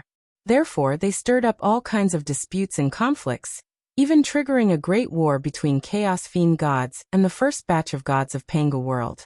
They took advantage of the chaos and caused chaos fiend gods to fall one after another. If Panga's subconsciousness had not joined hands with the Wahuang clan to protect some people, even if Yuan Ling had been killed, Wuxia would not have existed today, and the 18 Tao fusing experts of the Holy Alliance would not have existed. Wuxia stared blankly at Pangu. It seemed that he owed Pangu a great favor here. Shaking his head and sighing with emotion, Wuxia smiled at Pangu and said, "According to you, old friend Pangu, is it possible to fuse with the Tao in Pangu world?" Pangu gave Wuxia a look, then waved his hand generously and said with a smile, "Old friend Yuan Ling, you are a man of character.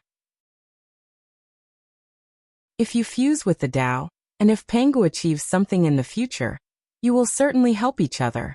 Don't you know what kind of person Pangu is? The pursuit of the eternal great Tao is full of dangers. If Pangu doesn't have 1 or 2 friends to help him, he won't have the confidence to break through." Wuxia nodded slowly. Countless plans popped up in his mind. Pangu's words gave him too many ideas. Pangu creating a world to study magic was a shortcut to understanding the great Tao. However, it was also very dangerous for him to create Pangu world. At least the existence of the 13 world breakers directly threatened Pangu and the world he created. Perhaps he could quickly learn some secrets related to the Holy Realm, but the vast Pangu world was here. Even if Daozu didn't bring the 1,000 heads here, these world breakers would notice Pangu world sooner or later. It was like diving into the sea to catch a pearl in the water with blood all over your body. Although the harvest was great, the sharks that smelled the blood would kill you. In the old days, the Holy Realm was so strong, but most of them were destroyed by the world breakers. How could Pangu world be like now? Even if Pangu learned how the people in the Holy World banished world breakers, 1,000 heads and Huanyan were badly injured. When they recovered in the chaos and saved the other 11 world breakers, Pangu's world would have to face a disaster. Pangu's world would be destroyed. Smiling bitterly, Wuxia picked up the wine jar and drained it. Pangu just smiled and looked at Wuxia, but he didn't say a word. Pangu had shown his kindness. It was now up to Wuxia to choose. If Wuxia was willing to join hands with Pangu to pursue the endless great Tao, then it would be good to have a reliable and unambitious friend. Just like the 18 Tao fusing cultivators of the Holy Alliance, their personalities determined that they wouldn't plot against Pangu. This was different from the 7 Buddhist patriarchs and the 9 Tao patriarchs. Over the years, they had been plotting for the right to control Pangu world, hadn't they? If Wuxia didn't appreciate it, it didn't matter. Wuxia still owed him for saving his life. With Pangu's understanding of Wuxia's previous life, he wasn't afraid that Wuxia would do anything against him. Finishing the wine jar, Wuxia smacked his lips and smiled bitterly for a long while, then sighed and said, "If I fused with the great Tao, I have to live and die with Pangu world? Is there no other way to avoid disaster?" Panga smacked his lips as well. He picked up the wine jar and took a sip. Shaking his head, he smiled and said, "The 7 Buddhist patriarchs and the 9 Tao patriarchs surely have to live and die with Pangu world, but Panga's friends don't have to. Since Yuanling has fused with the great Tao of heaven, he can naturally be separated from the great Tao of heaven. But if my old friends want to leave, just leave. The 16 Buddhist patriarchs can be your shields. How can it be so easy to leave?" Wuxia looked at Pangu in a daze, while Pangu looked at Wuxia smilingly. They looked at each other for a long while, then reached out their hands and gave each other a heavy palm strike. Wuxia smiled and said, "In that case, my old friend Pangu, please take care of me in the future." Pangu said seriously, "Of course. The path of Tao is long and full of dangers. Without the help of 3 to 5 best friends, I'm afraid Pangu won't have a chance to wake up." They glanced at each other. Then Wuxia took out thousands of jars of wine from Yuanling's nether realm and threw them on the ground, then turned around and left this small world. Cooperating with Pangu, at least there's no harm. Wuxia pondered as he transformed into a beam of light and sped across the void. However, the threat of the world breakers was right in front of him. Wuxia decided that he had to go to the ancient holy palace. As for what was in the ancient holy palace, Wuxia had to find out.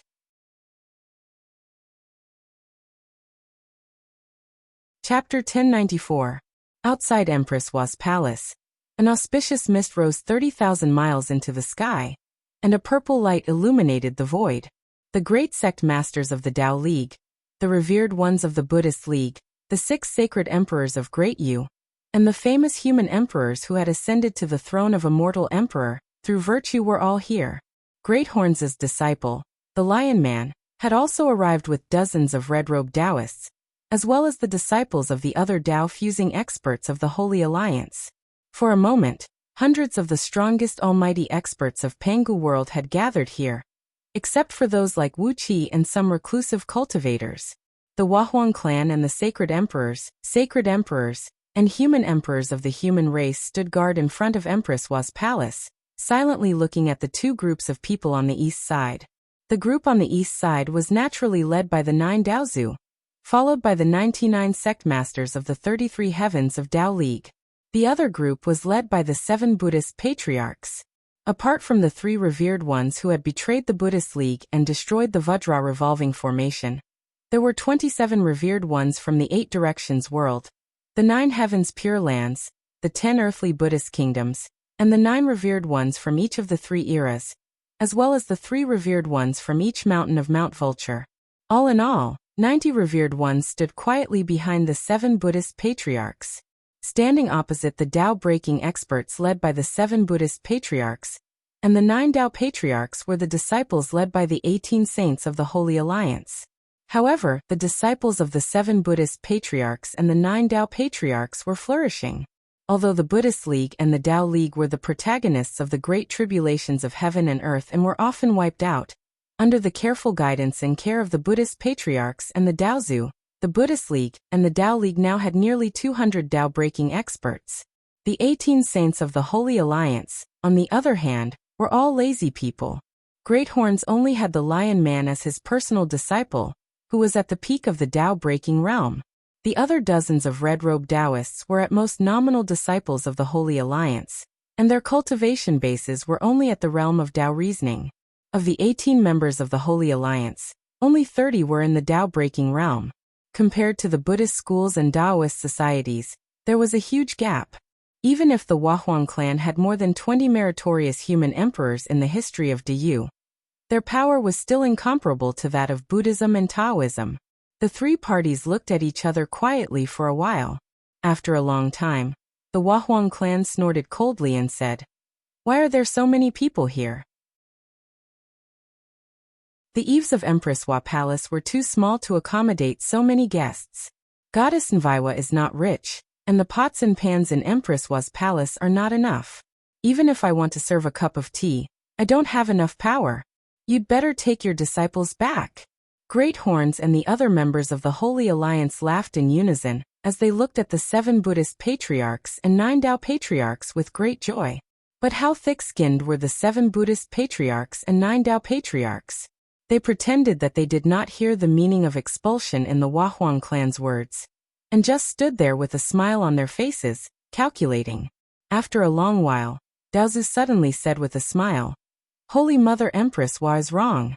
The invasion of 1,000 heads and the appearance of illusions. Pangu world is already in a great danger.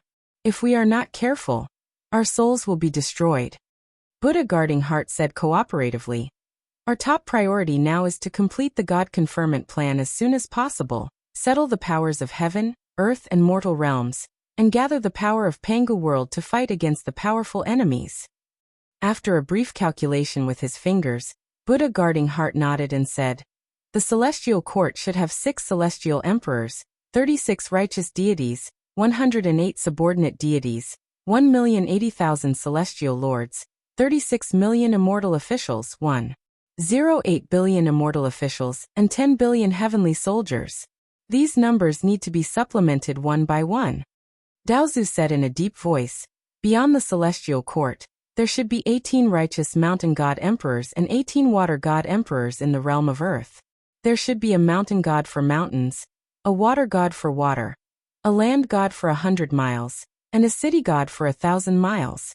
There should be a village god, a community god, a kitchen god, and all the other clergies, which should be 10,000 times more powerful than the celestial court. Pangu continent is so vast, and the number of clergies is so great that each of them needs to be presided over." Buddha guarding heart narrowed his eyes and said with a smile, "These are the gods of mountains and rivers that Pangu continent should have, and they are only half of the gods in the realm of earth. The netherworld is also part of the realm of earth, and the 6 paths of reincarnation should be built to guard it. Each palace needs a nether samsara emperor. Each palace should have 18 nether kings, which are in line with the will of the 18 hells. They also need the cooperation of judges, registrars, and other subordinates. In order to suppress the yiksha of the netherworld and suppress the ferocious souls, the netherworld needs an immeasurable number of nether soldiers to guard it." The people of the Holy Alliance just sneered. Wahuang clan was silent for a long time, then said slowly, "Fellow Taoists, have you forgotten our agreement that day?" Taoist purple brows took a step forward and said slowly, "How can we forget? However, Qianshou and Huanyan have appeared one after another. If we don't act now, Pangu world will be in danger of collapsing. Don't forget, Holy Mother Empress Hua, that Qianshou and Huanyan have destroyed Pangu world, and the real victims are the weak human race." Wahuang didn't say a word. She only sneered. Great Horns shook his big head and shouted, "Tisk, you're lying through your teeth. Did some almighty experts drive those 2 out of Pangu world just now? It's true that Qianshou and Huanyan have strong cultivation bases, but they are badly wounded now, and their cultivation bases are not even as strong as our in-name disciples.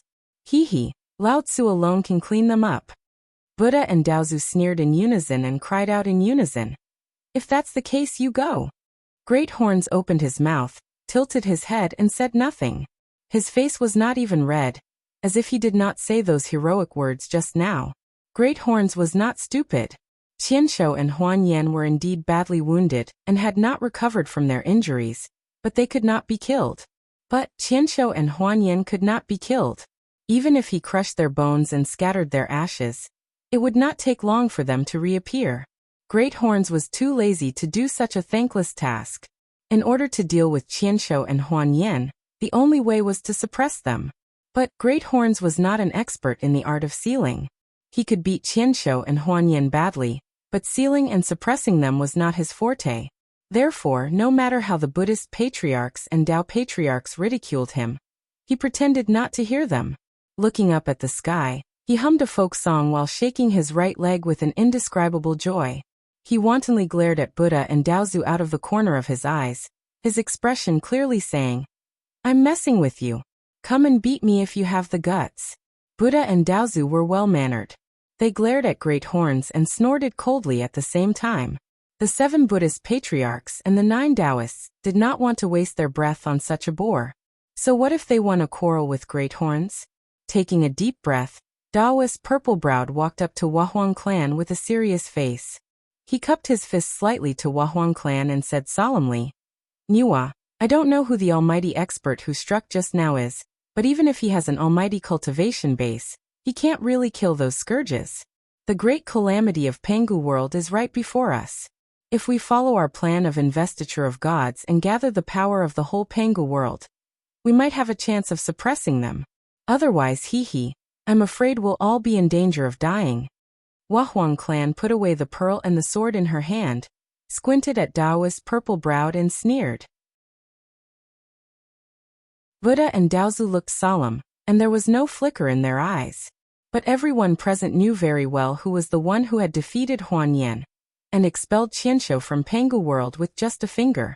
Apart from Pangu, who else could defeat 2 world destroyers so easily in front of so many Dao-fusing experts without leaving a trace? Wahuang Clan had a plan for Panga's sudden appearance, and she had even been looking forward to this day.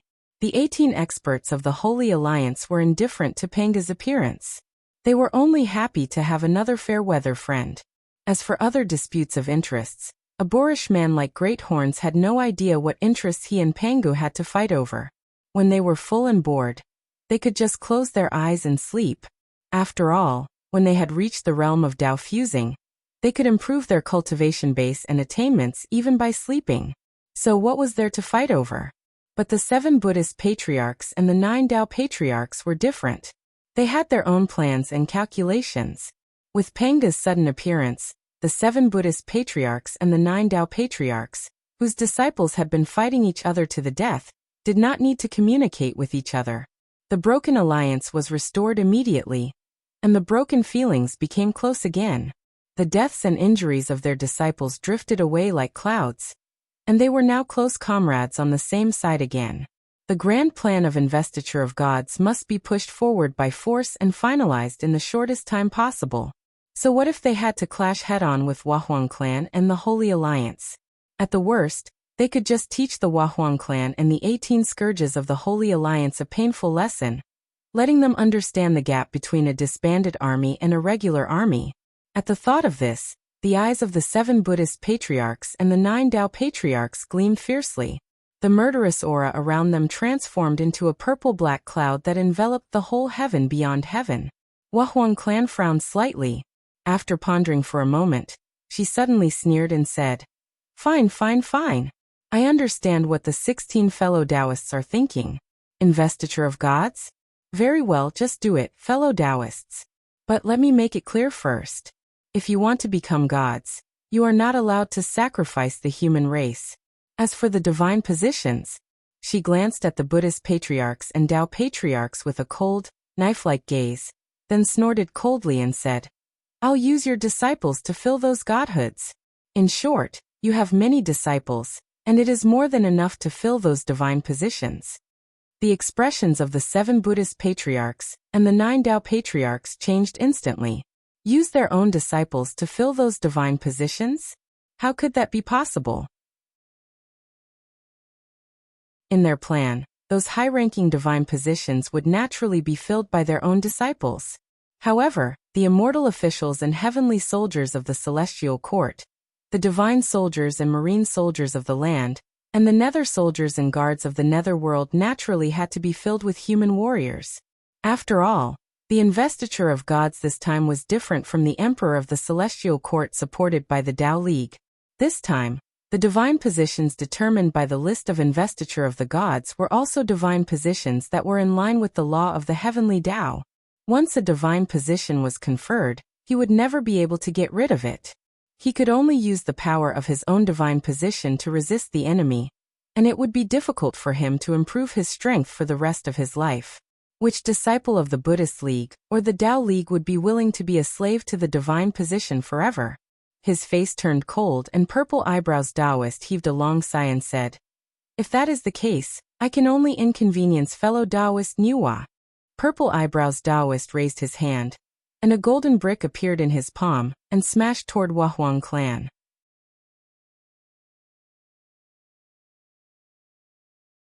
Chapter 1095. Seeing violet-browed Daozu attack the Huahuang clan, Xianyuan and Xinnong roared at the same time, and slashed their swords and knives at violet-browed Daozu at the same time. However, Buddha guarding heart suddenly flashed out from behind violet-browed Daozu. In his palm, an alms bowl glowing with white light rose into the air, with 9 white dragons hovering in it.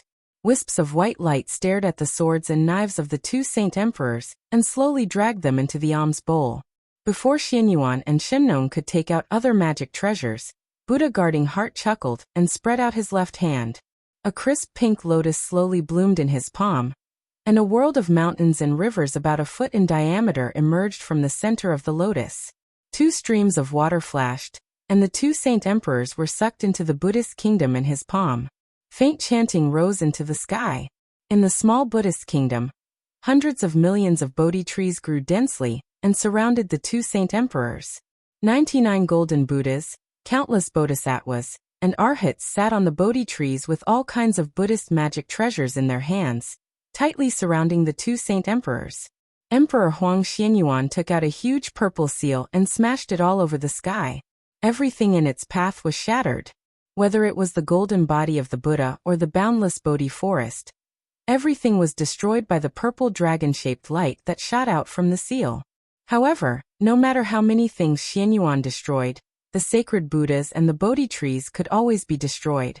There was no end to them, which made them despair. Under the protection of Xianyuan, Xinnong, the Yen Emperor, carefully sprinkled countless herbal seeds around. As he chanted, the seeds grew wildly, including countless poisonous herbs. There were all kinds of poisonous herbs, such as intestine-severing grass, aconitum, and throat-sealing blood. All kinds of poisonous herbs mixed with each other, and gave birth to countless strange poisonous herbs with strange properties. Wherever the wind blew, these poisonous herbs sprayed venom and poisonous pollen, which turned into colorful clouds and spread rapidly in all directions.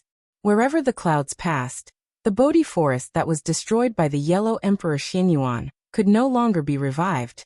Those Buddhas and Bodhisattvas who had their golden bodies shattered could only recover with great difficulty. Buddha Guardian Heart couldn't help but nod and smile as he looked at the Buddhist kingdom in his palm.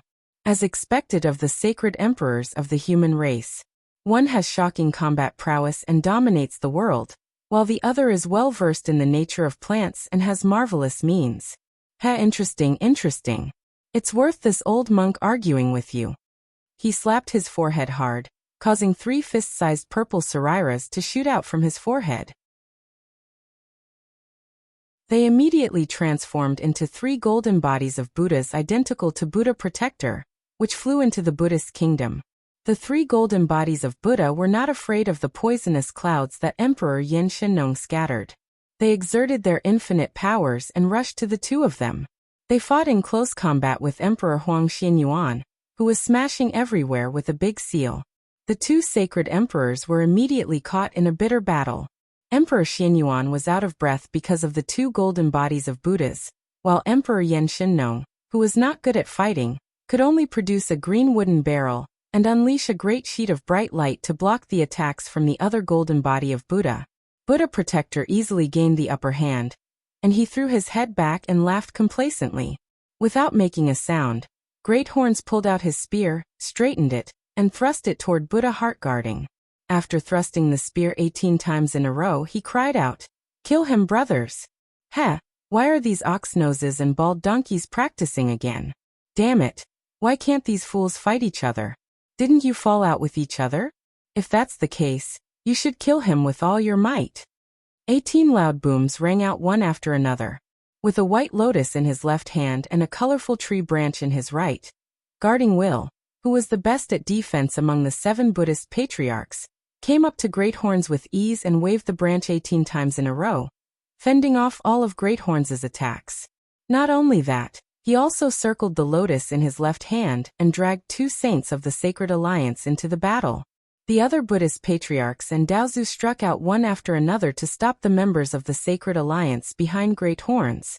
As soon as they took over the battle, they flew toward the distance of the heavens beyond heaven, trying their best to avoid the battle from affecting others. Nearly 200 Tao-breaking experts from the Buddhist League and the Tao League unleashed their supreme treasures of primal chaos. Without saying a word, they arranged themselves into the Tao League's Dragon-Tiger Separation and Reunion Immortal Slaying Array, and the Buddhist League's Infinite Mahakasyapa Evil Subduing Array. The disciples of the 18 saints of the Sanctuary Alliance, led by the Sphinx, charged fearlessly into the Dragon-Tiger Separation and Reunion Immortal Slaying Formation. Ing Zheng and the other 6 saint emperors, together with a dozen or so human emperors of Du, roared in unison. Shrouded in a towering golden and black energy of virtue, they strode into the formation. As soon as the formation was activated, and as soon as one of the world venerables struck Yen Dan on the shoulder with his Vajra scepter, the golden and black energy around Yen Dan flickered, and a purple-black thundercloud of heavenly tribulation appeared out of nowhere in the void. Then, a terrible thunder tribulation came whistling down, and battered the world venerables with the scepter. The power of the thunder tribulation was so amazing that before the world venerables could exercise a divine ability of the Buddhist League to protect himself, the Buddhist treasures around him were smashed to pieces. His golden-green body was scorched and black smoke rose from it, making him look wretched. Ing Zheng and the other 20-odd saint emperors and human emperors of the human race burst into laughter. Relying on the virtues of the heavenly Tao to protect themselves, they did not even bother to produce any defensive treasures. Instead, they held their heads high and rushed toward the world venerables. The dozens of world venerables were forced into a tight corner. They did not know whether to fight or not to fight these saint emperors and human emperors of great virtues. For a moment, the infinite evil subduing formation was in danger of collapsing. The few Buddhist patriarchs who were fighting the people of the Sacred Alliance were so angry that they cursed their disciples for being fools. Among the cultivation techniques of the Buddhist League, the Vajra Zen focused more on besieging and suppressing. Since they could not fight or touch them, why couldn't they suppress them? Only then did the world venerables in the infinite evil subduing formation come to their senses. They hastily unleashed their immeasurable Buddhist power, transforming into a dazzling golden banner that pressed down from above, trapping all the saint emperors in the middle. In this way, it became a comparison of cultivation base between the two sides, and they no longer had to worry about hurting some human emperors that they could not afford to provoke, and attracting another round of thunder tribulation. The world venerable who was struck by the thunder tribulation just now coughed out a mouthful of black smoke and blood. Only then did he join the battle angrily, waving countless golden lotuses, and adding them into the banner. These words seemed to take a long time, but in fact it happened in the blink of an eye. Even when the golden brick thrown out by Purple Eyebrows Daozu was still 3 inches away from Huahuang clan's face, the gale raised by the golden brick had already shattered a strand of hair in front of Huahuang clan's forehead. Huahuang didn't react at all. She only stared at the golden brick crashing down in front of her with a complicated expression. She seemed to be filled with memories and longing, but there was also a tinge of worry and fear in her eyes. With a loud bang, golden light shone in all directions, and the foot-wide golden brick forcibly smashed on Huahuang clan's face. Immortals in the Taoist League were used to forging golden bricks to hit people. Among the disciples of several Taoist League masters, there were great immortals who were famous for smashing people with bricks. But as Purple Eyebrows Daozu, the golden brick in his hand could be said to be the ancestor of all golden bricks in the world. This golden brick was the first brick condensed by the power of creation in Pangu world, when Pangu created the world. This brick condensed the power of the innate 5 elements, combined with the immeasurable power of creation, and was extremely powerful. This golden brick had no other divine abilities, only 2 characteristics. One was extremely heavy, and the other was extremely hard. That was all. In the past, Purple Eyebrows Daozu had used this golden brick to strike more than 1,000 times.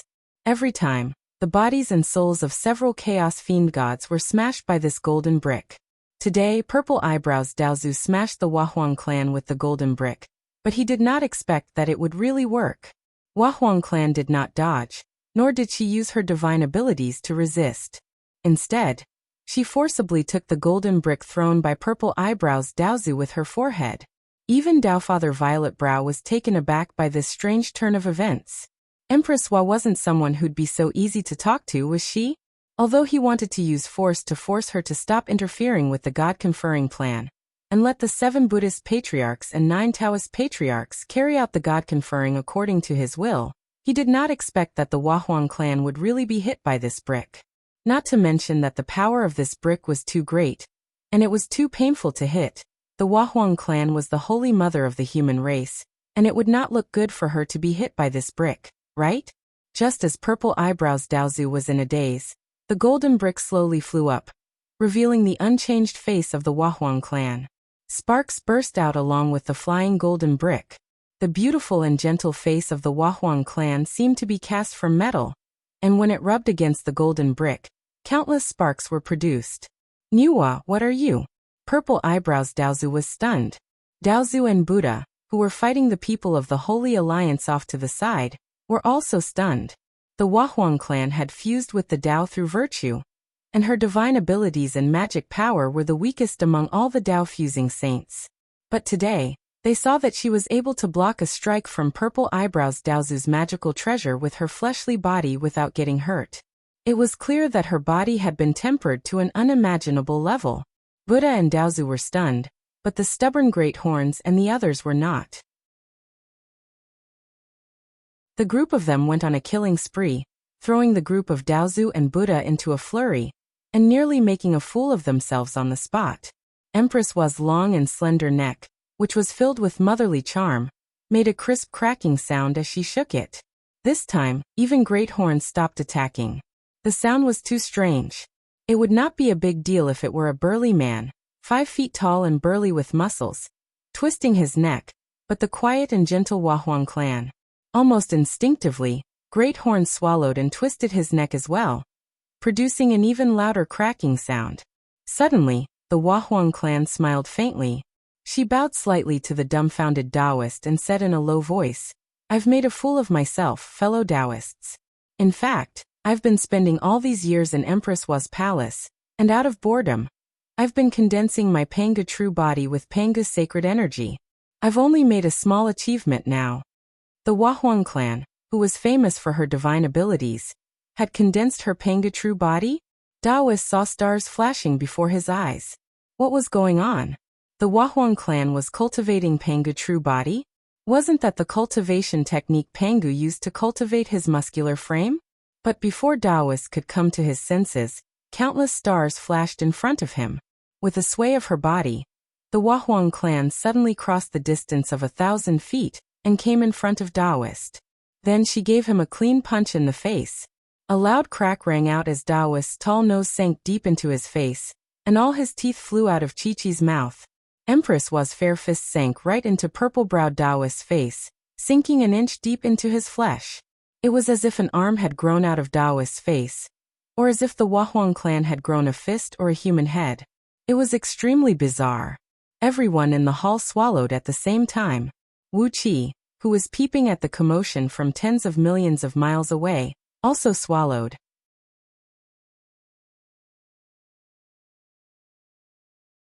Chapter 1096.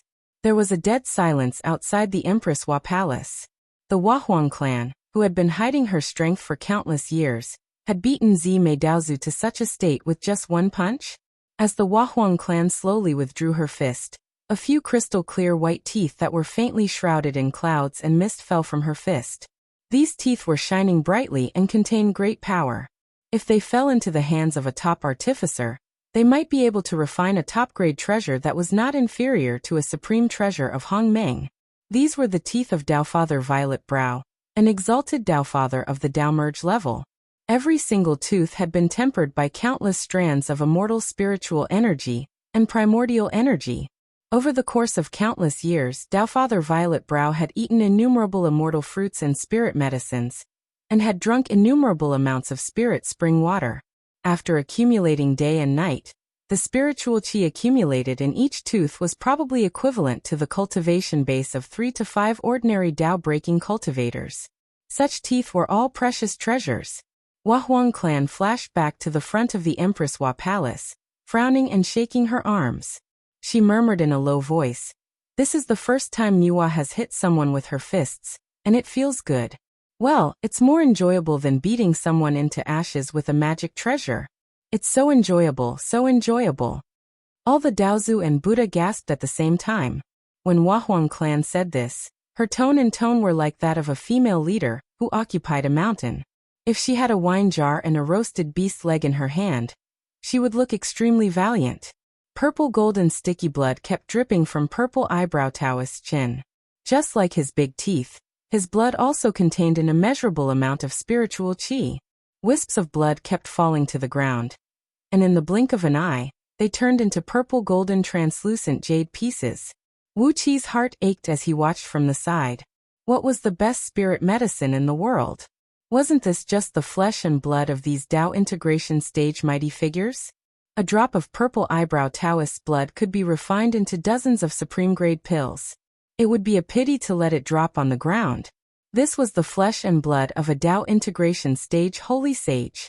The blood essence of the 10,000-year-old Zoisha horse and the 100-million-year-old Zoisha immortal were all trash compared to the blood essence of the purple-browed Daozu.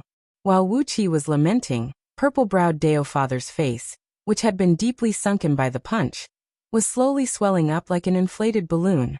Before long, his face had returned to its original state, and not a single scar could be seen on his face. However, he suddenly grinned. 7 or 8 of his white teeth were missing, and the dark cavities looked extremely comical. Licking his gums with his tongue, Zime Daozu spurted out a stream of purple gas from his mouth, and new teeth grew quickly. He ground his teeth, gave the Huahuang clan a very strange smile and said, "Nuwa, your cultivation is really amazing. The real body of Pangu? I can't believe you're practicing such a brutal cultivation method." Putting her hands on her hips, Huahuang clan looked at Zime Daozu with a cold smile and said, "What? Could it be that Nuwa can only sit in the Empress Hua Palace, put on a demure look, and watch you bastards do whatever you want?" Just as Zime Daozu was about to reply, Huahuang clan suddenly flashed and appeared in front of him again. This time, Zime Daozu was prepared. With a point of his finger, a moon-white umbrella suddenly appeared in front of him. The umbrella, which had a circumference of tens of feet, was inlaid with millions of tiny, watercolored crystals. These crystals shone with a dazzling light, releasing countless tiny threads of light that interweaved in the air, and turned into a huge light net that enveloped Zime Daozu. Shielding himself with the umbrella, Zime flicked his other finger. All the natural energies in the human realm beyond the heavens suddenly disappeared, and the void turned into a complete vacuum. An immeasurable amount of natural energies condensed into a bean-sized, crystal-clear thunderbolt on his fingertip. Along with a beautiful, celestial melody, it struck at the Huahuang clan's face at lightning speed. This thunderbolt was condensed from all the natural energies in the human realm beyond the heavens, and together with the secret of thunder magic that Zime Daozu had learned, it was powerful enough to destroy everything. Zime Daozu used all his strength to attack Huahuang clan's face with this thunderbolt, because he wanted to take revenge on Huahuang clan for almost punching through his head. If this thunderbolt hit Huahuang clan, he thought that he could at least knock out half of Huahuang clan's teeth. Wu Qi's heart twitched as he watched from the side. This was the power of a Dao fusing expert. Yuan Ling had merged with the great Dao of heaven, and every move he made resonated with all the forces in the world. Wu Qi thought that if he tried his best to mobilize all the natural energies in the human realm beyond the heavens, it would take him at least a quarter of an hour to mobilize all the natural energies. And then it would take him at least half an hour to compress such a huge amount of natural energies into a thunderbolt. However, with the help of a Dao-fusing saint, all the natural energies in the human realm beyond the heavens would immediately be under his control. This was the only reason why Dao-fusing saints were superior to all living beings in Pangu world. Huahuang clan's movements were extremely fast. As soon as the thunderbolt appeared, she immediately shook her body, and a muffled thunderclap came out of Huahuang clan's body. Shadows entangled around her, and the thunderbolt flew through the gaps between the shadows. Then, in a subtle arc, it shot towards the face of one of the shadows. A strange noise was heard, and a mighty aura shook the entire human realm beyond the heavens. 3 identical Huahuang clans appeared in front of Zime Daozu. A bright blue light rose from the heads of the 3 Wahuang clans, and the light turned into a Ganoderma-shaped auspicious cloud, rolling in the air. 9 figures who looked exactly the same as Wahuang clans sat cross-legged on a lotus platform with their eyes closed. Wuxia gasped in amazement at the sight of 3 true bodies and 9 clones. Wahuang didn't make a move, but when she did, it was astonishing. She cultivated the Pangu real body, and her physical body was extremely strong. She had abundant blood essence and energy essence, which evolved into 3 doppelgangers with the same strength as her. At the same time, each doppelganger had cultivated 3 primordial spirits, which added up to 9 clones. With 3 bodies, Wahuang possessed an astounding close-quarters combat prowess. The 9 primordial spirits made her divine abilities and magic power reach an incredible level. Wuxia shook his head. This Wahuang clan's cultivation base, which had been guarding the Empress Hua Palace since Pangu created the world, seemed to be the strongest among the Dao-fusing stage saints. The lightning bolt condensed from all the spiritual energy in the human realm beyond the heavens struck the face of one of Wahuang clan's doppelgangers. The 3 Wahuang clan's doppelgangers sneered in unison. Purple eyebrows, are you out of your mind? The human realm beyond the heavens is Nuwa's dojo, not your Daoyuotian Daoyuan palace. Purple eyebrows, and Daozu raised his eyebrows. He saw Wahuang clan breathe out a breath casually, and a white gas blew the lightning bolt into pieces, which quickly turned into countless fragments of spiritual light. These tiny spiritual lights contained supreme spiritual energy. After losing the restraint of the lightning bolt, these spiritual energies turned into a destructive spiritual energy tide and swarmed in all directions. It was like hundreds of millions of angry dragons rolling in the human realm beyond the heavens, stirring up turbid spiritual energy vortexes all over the sky. This was the human realm beyond the heavens, the dojo where the Wahuang clan had lived for countless years.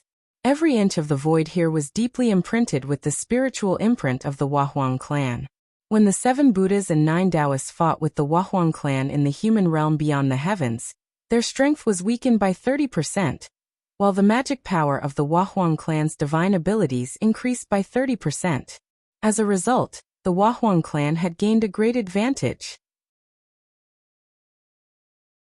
Not allowing Purple Eyebrows and Daozu to come up with other countermeasures, the 3 doppelgangers of the Wahuang clan pulled out a weapon at the same time, which shone with spiritual light. Then, they used their infinite divine power to smash the huge light net that protected Purple Eyebrows and Daozu. The 3 weapons were an axe, a hammer, and a pestle, all of which were huge and heavy. Like Purple Eyebrows and Daozu's golden bricks, these 3 weapons only had the characteristics of being hard and heavy. Apart from being extremely hard and heavy, they had no other divine abilities. In the hands of others, such weapons could not exert their strongest power, but in the hands of the Wahuang clan, who had cultivated the true form of Pangu, the 3 weapons burst out with terrifying power. The light net that protected Purple Eyebrows and Daozu was smashed into pieces, and the 3 heavy divine weapons fiercely smashed Purple Eyebrows and Daozu's body. The miserable sound of bones cracking rang out incessantly. Purple Eyebrows and Daozu's lumbar spine were bent at a 90-degree angle, his pelvis shattered, and his shoulder blade collapsed into his chest. His whole body was beaten out of shape, spurting out a mouthful of purple gold blood. Purple Eyebrows and Daozu's long purple eyebrows slowly spewed out a large cloud of purple mist, which wrapped around his body and flew backward. His body wriggled rapidly in the purple cloud, and soon returned to his original appearance. However, his Taoist robe had been smashed into pieces. Obviously, he had suffered a great loss. When Dao-fusing saints fought against each other, there was no way for them to kill each other. The fact that the Wahuang clan had beaten Purple Eyebrows and Daozu into such a sorry state had already disgraced him greatly. Besides, it would take him at least several periods of cultivation to replenish the energy essence that Purple Eyebrows and Daozu had consumed today. Violet-browed Daofather glared furiously at Wahuang's 3 clones, who stood about a mile away. Gnashing his teeth, he fished out a small wooden bow from his sleeve, which was no more than a foot long, and 3 pitch-black arrows, each with a pale green rune drawn on its surface. Looking at Purple Eyebrows and Daozu, Wahuang clan's expression changed slightly. She sneered and said, "Isn't this the myriad poisons and curses soul-dispersing bow?" Gu's natal magical artifact? So when Gu and a group of Chaos Fiend gods explored that secret realm, they all died. And that was your doing? Purple eyebrows and Daozu gently stroked the bow in his hand and sighed with great nostalgia. Gu? I've long forgotten the name. Hee, such an extraordinary treasure. Isn't it a waste to let it fall into the hands of those brainless fools? Ever since this treasure fell into my hands, it has made countless contributions to our Dao League. Contributions? Wahuang clan sneered and said. You mean assassinating countless Chaos Fiend gods who made things difficult for your Dao League? Looking at Wahuang clan, purple eyebrows, Daozu said seriously. That's right. The rise of our Dao League is something you can't stop. The small wooden bow and arrow glowed with a faint light. Purple eyebrows, Daozu knocked the arrow and slowly aimed at Wahuang clan.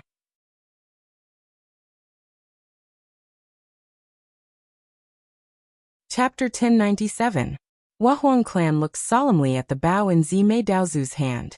Only the Chaos Fiend Celestial knew how powerful this set of bow and arrows was.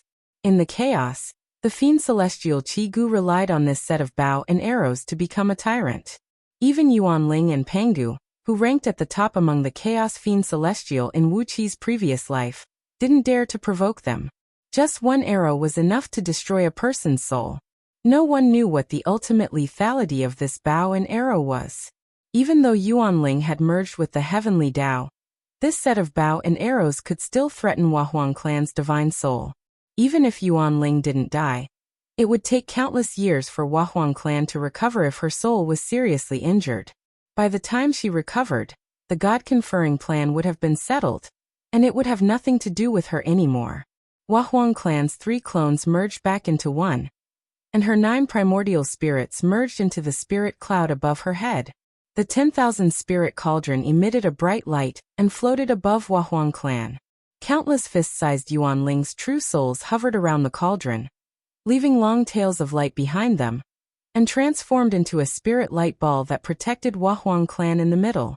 Under the control of the 10,000 spirit cauldron, these true souls of Yuan Ling devoured and merged with each other, gradually turning into countless blurry human-shaped shadows that hovered around the cauldron. The 10,000 spirit cauldron was the original spirit treasure of Pangu world.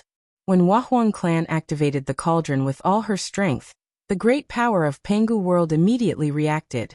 Earth, water, fire, and wind swarmed over from all directions. Lightning, fire, and thunder silently surged out of nowhere and flowed around Wahuang clan.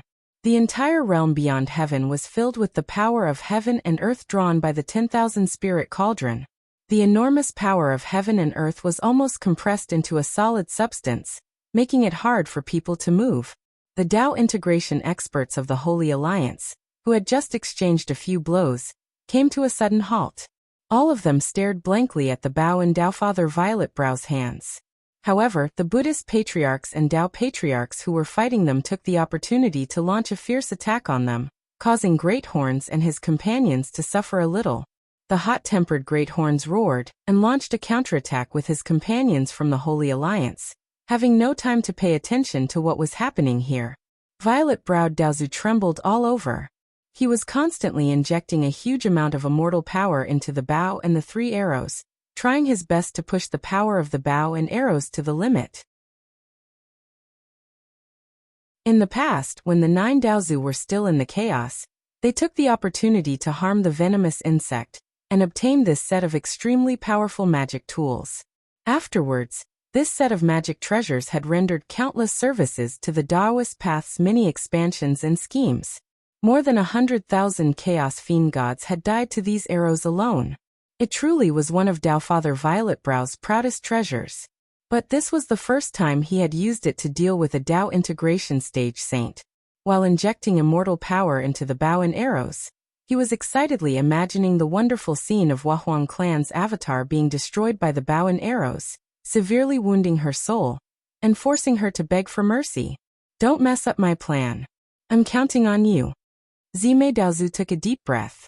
A bright light flickered on his fingers, and in the next moment, 3 short arrows suddenly turned pale green, shooting toward Wahuang clan's forehead, throat, and heart, leaving long shadows in their wake. Sitting cross-legged under the myriad spirit cauldron, Wahuang clan's hands were constantly changing hand seals. Beams of extremely powerful spiritual light whistled out with muffled booms, wrapped in all kinds of elemental powers of earth, water, fire, and wind, and bombarded the 3 arrows that were coming toward her. But the 3 arrows were like ghosts, invisible and incorporeal. They slowly shot toward Wahuang clan, completely ignoring the earth, water, fire, and wind that bombarded her body. All of the attacks passed through these 3 arrows. Not a single attack was able to touch these arrows. A faint layer of green suddenly covered Wahuang clan's fair skin, and this layer of evil green quickly became thicker and thicker. In just a few breaths' time, as the 3 arrows kept approaching her body, the green aura on Wahuang clan's face became thicker and thicker.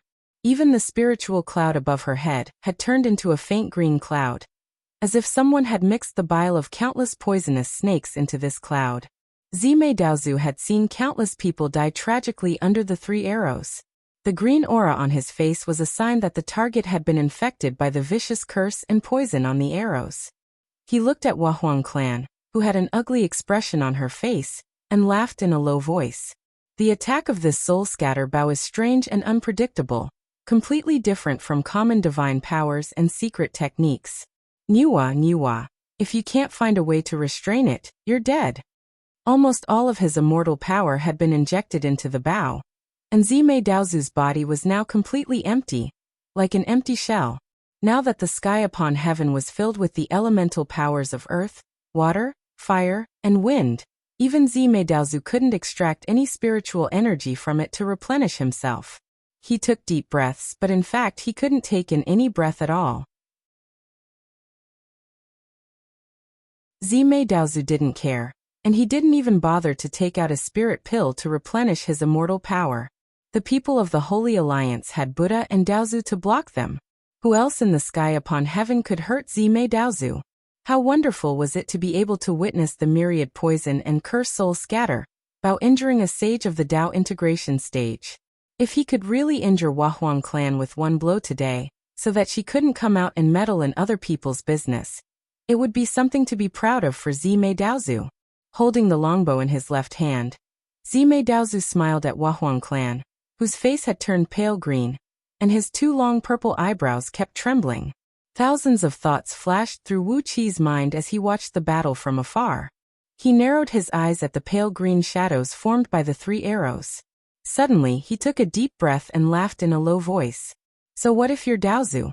You're so careless in the face of battle. You deserve to be defeated by me today.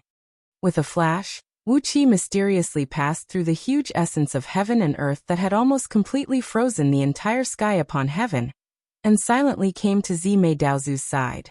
The other Daozu, Buddha, and the sages of the Holy Alliance didn't notice Wuxia's movements. Only Wahuang clan, who was sitting cross-legged in front of Zimei Daozu, saw Wuxia. Wahuang clan's tense face couldn't help but reveal a hint of joy. Just now, Wahuang clan really had the impulse to explode her soul and fight Zimei Daozu to the death. The soul-scattering bow of innumerable poisons and curses was too strange and vicious. Even though Wahuang clan was powerful and experienced, she couldn't figure out how the soul-scattering bow attacked her soul. The 1,000-spirit cauldron protected her body. The 1,000-spirit cauldron was a spiritual treasure that was best at gathering the power of souls, so it should be able to protect Wahuang clan's soul. But somehow, the evil power of the soul-scattering bow penetrated the protection of the 1,000-spirit cauldron and bombarded Wahuang clan's soul. Countless poisonous and evil powers turned into extremely vicious curses that bombarded Wahuang clan's body like a storm. It even shook Wahuang clan's Yuanling, who was in harmony with the way of heaven. According to Wahuang clan's estimation, if the 3 arrows really hit her body, her Yuanling would be severely injured. Suddenly, Wahuang clan realized that the soul-scattering bow of innumerable poisons and curses was not the natal magic treasure of the Huigu at all. It probably came from the same place as the 1,000-spirit cauldron, which was a strange object passed down from the Holy Realm. But when Wahuang clan realized this, her divine soul was already too weak to escape. Her whole body was filled with the power of curses, and both her body and divine soul felt as if they were being burned by raging fire and gnawed by thousands of snakes. Apart from exploding her soul to give Zimei Daozu a great surprise, she didn't have any good way to fight back for a while. At this critical moment, Wuqi suddenly appeared behind Zimei Daozu like a ghost. Huahuang clan was overjoyed. Taking a deep breath, Huahuang clan yelled, "Zimei Niwa will kill you!" The thousand-spirit cauldron let out an earth-shattering roar, and the density of the spiritual energy of heaven and earth in the heavens beyond the heavens skyrocketed by 10,000 times. The entire heavens beyond the heavens became a huge crystal condensed purely from the spiritual energy of heaven and earth. Then, this crystal was swallowed by the thousand-spirit cauldron. Violent energy waves blasted out from the thousand-spirit cauldron, stirring up the heavens beyond the heavens beyond the heavens beyond the heavens beyond the heavens, and almost annihilated it completely. Even the divine sense of a Tao integration stage sage would find it difficult to deal with such violent energy waves. All of Zimei Daozu's attention was attracted by Huahuang clan. He had no time to check around. He had exhausted all of his immortal power, so he had no spare energy to check around. Like two breezes, Wuqi's hands gently stroked Zimei Daozu's body. The spirit-restricting seal in the scroll of stealing had easily sealed the Yuan Ling that Wuqi had found. Although it could only seal them for a fraction of a second, it was enough for Wuqi to throw them into his body and suppress them with the power of one world. Zimei Daozu was indeed the leader of the 9 Daozu of Tao League. Zimei's sleeves were 2 huge interstitial worlds, in which countless rare and precious treasures were stored. Wuqi had the skill of stealing the sky, so he directly connected the 2 interstitial worlds with the void in his body, and moved all the treasures into his body. He gladly swept away all the miscellaneous things on Zimei Daozu's body, and then grabbed the Soul Reaper bow that Zimei held in Zimei Daozu's left hand. "Why are you so ostentatious? If you hold this bow so tightly, I really can't take it away from you. If you insist on holding it like that, I won't stand on ceremony then." Biting the tip of his tongue, and spraying a mouthful of blood onto the Soul Reaper bow, Wuqi threw it toward Huahuang clan with all his strength. After that, his fingers moved quickly, and 360 poisonous needles, which were refined with the venom extracted from 72 kinds of innate poisonous spirit trees planted in Yuan Ling's nether realm, quickly pierced into the vital acupoints on Zimei Daozu's body. Zimei Daozu felt his left hand become lighter, and then a severe pain spread through his body. The terrible poison rushed through his body in an instant, and even half of his spiritual ocean, which was very important to him, was infected by the poison. He could not help but cry out in horror. "What kind of poison is this? How could it hurt my supreme body?" Before Zimei Daozu could say anything, Wuqi took the opportunity to take out the blood sword box. Boundless amounts of blood tumbled downwards, instantly tainting Tao Father Violet Brow's Tao body. And then countless streams of sword light mixed with the bloody light rained downwards. The lid of the blood sword box slammed shut, and Violet Brow let out a miserable howl. His left arm had been chopped off at the base. The 7 Buddhist patriarchs and 8 Tao patriarchs cried out in alarm. They looked at Zimei Daozu in horror, who was suddenly severely wounded. Before the gazes of the 7 Buddhist patriarchs and 8 Tao patriarchs fell on him, Wuqi had already flashed behind Huahuang clan, and quietly hid in Empress Hua's palace. Only Zimei Daozu, whose arm was broken and blood was gushing out like a fountain, was surrounded by all kinds of poisonous gases, including purple, green, blue, and black.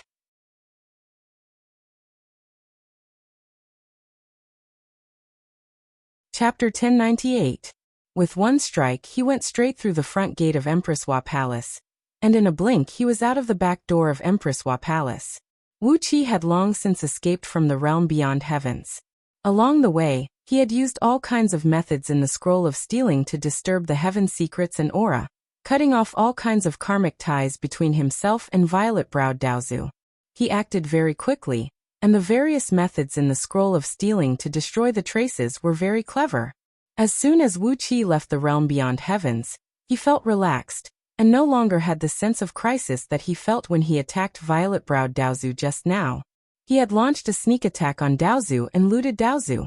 Thinking of the incredible scene just now, Wuqi trembled with excitement. Without saying a word, He went straight to the place where Princess Zhonglu and the others were slaughtering the celestial fiends to accumulate virtues. Violet-browed Daozu was very rich, and Wuqi had found a few very powerful treasures among them. Wuqi had to spend a great deal of effort to kill Yuanling's clones before he could take them for himself. There was even a purple 8-trigram mirror among them, emanating an aura almost identical to Violet-browed Daozu's. Clearly, it was Violet-browed Daozu's natal treasure, and Wuqi had found it as well. Wuqi was so happy that he almost sang aloud. It seemed that these Daozu kept their natal treasures in their sleeves, and none of them kept them with his natal divine soul at all times like Wuqi. But when he thought about it, it made sense. For a Dao-breaking expert like Wuqi, the connection between his natal treasures and himself was not very close, and he needed to be nourished by Yuanling's energy and blood at all times. But how many eons had these Daozu's natal treasures been nourished? These treasures were already a part of their bodies, so why would they hide them in their bodies like those immortals and Buddhas? Along the way, the 8-trigram mirror kept causing trouble in the world inside Wuqi's body. Several times, it almost broke through Wuqi's body and flew away. Wuqi could only try his best to suppress it, not letting it escape, and not letting it leak any aura. He couldn't help but secretly sigh in amazement. It really lived up to its reputation as the lifeblood treasure of Daofather Violet-Brow. He had fled so far away, and even had the power of an entire world pressing down on it, but it was still so agile.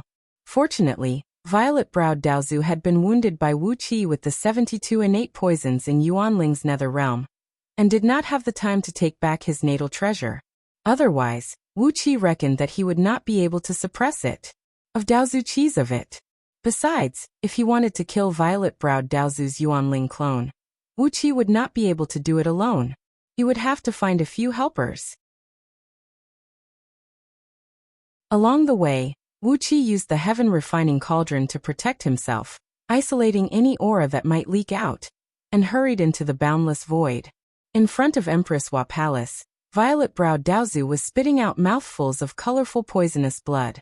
The 72 most venomous connate poisons in the Yuanling Dark Realm, refined by Old Man Yuanling using a secret technique, had combined all 72 types of deadly poisons into one. This level of toxicity was enough to threaten Daofather Violet-browed's soul. Violet-browed Daozu constantly took out bottles of elixirs and stuffed them into his mouth, swallowing those elixirs that were enough to revive the dead at any cost. In just a few breaths, Violet-browed Daozu had swallowed thousands of elixirs that could detoxify, restore his spiritual power, and restore his divine soul.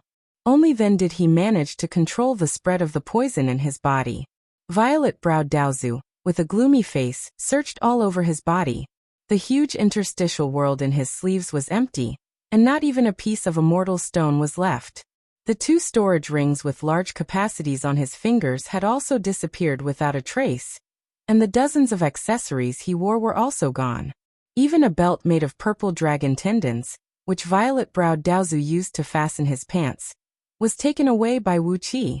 Except for a Taoist robe, an inner shirt, a pair of pants, a pair of underwear, and a pair of socks, Violet-browed Daozu was clean from head to toe, with nothing of value left. The pair of cloud boots on his feet, which could allow him to go through the void, was also taken away by Wuqi when he left. If Wuqi hadn't been a little obsessed with cleanliness and didn't want to touch other people's underwear, Violet-browed Daozu's socks, which were warm in winter and cool in summer, and could expel all kinds of poisonous insects and miasma, would also have been taken away by him. Violet-browed Daozu had worked so hard for countless years, except for the hundreds of treasures that he usually didn't use in the Daoyuan Palace, which he stored in the Daoyuan Palace. All of them were stolen by Wuqi. Violet-browed Daozu ignored the blood gushing out from his broken left shoulder. Staring at Wahuang Clan with bloodshot eyes, he roared hysterically, "Who is that thief?"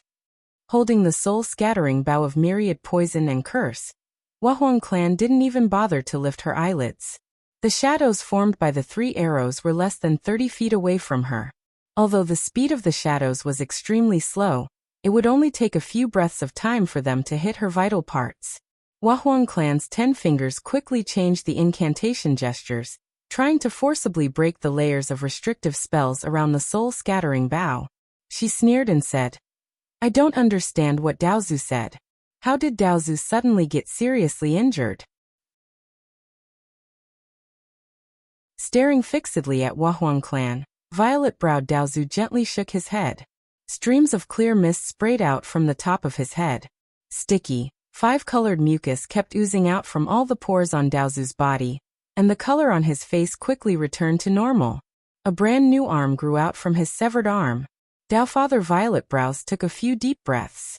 The dense spiritual energy in the sky beyond heaven was completely absorbed by him. 90% of the immortal energy he had just used up had been restored, and the spiritual energy he had used up had been restored by 70 to 80% due to the consumption of over 1,000 spirit pills. I don't think you were the one who ordered that man just now. Violet-browed Daozu murmured in a low voice. If you were the one who ordered that man to stab a poisonous needle into my body, as long as the needle was attached with a talisman personally drawn by Wahuang clan, I would have been half dead by now. Laughing strangely, violet-browed Daozu looked at the Soul Reaper bow and sighed. Well, these worldly possessions are not worth anything. Wahuang clan, now that things have come to this, I can't stop here. Today, your Empress Hua Palace will be bathed in blood. Hearing the words bathed in blood from Daozu's mouth, it was no longer an empty threat.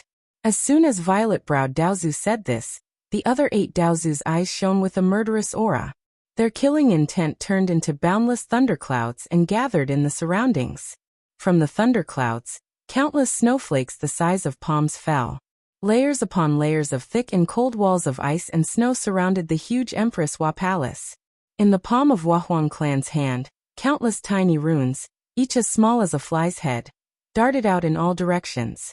In just a few breaths of time, they could not break the layers of restrictive spells around the Soul Reaper bow, nor could they retrieve the 3 arrows. Sighing helplessly, Wahuang clan looked up at violet-browed Daozu, narrowed his eyes and sneered. Bathed in blood? Well, let's see whose disciple will be bathed in blood today. Just now no one saw what Wuxia did, except for Wahuang clan, who was sitting right in front of violet-browed Daozu, who happened to witness everything. Wuxia washed and stripped violet-browed Daozu clean, which was witnessed by Wahuang clan. She even saw Wuxia pull out a palm-sized purple 8-trigram mirror from violet-browed Daozu's sleeve. Wahuang clan knew that it was violet-browed Daozu's most important natal instrument, but she didn't expect that Wuxia could steal it from violet-browed Daozu. After losing his natal instrument, violet-browed Daozu's strength had dropped by at least 30%.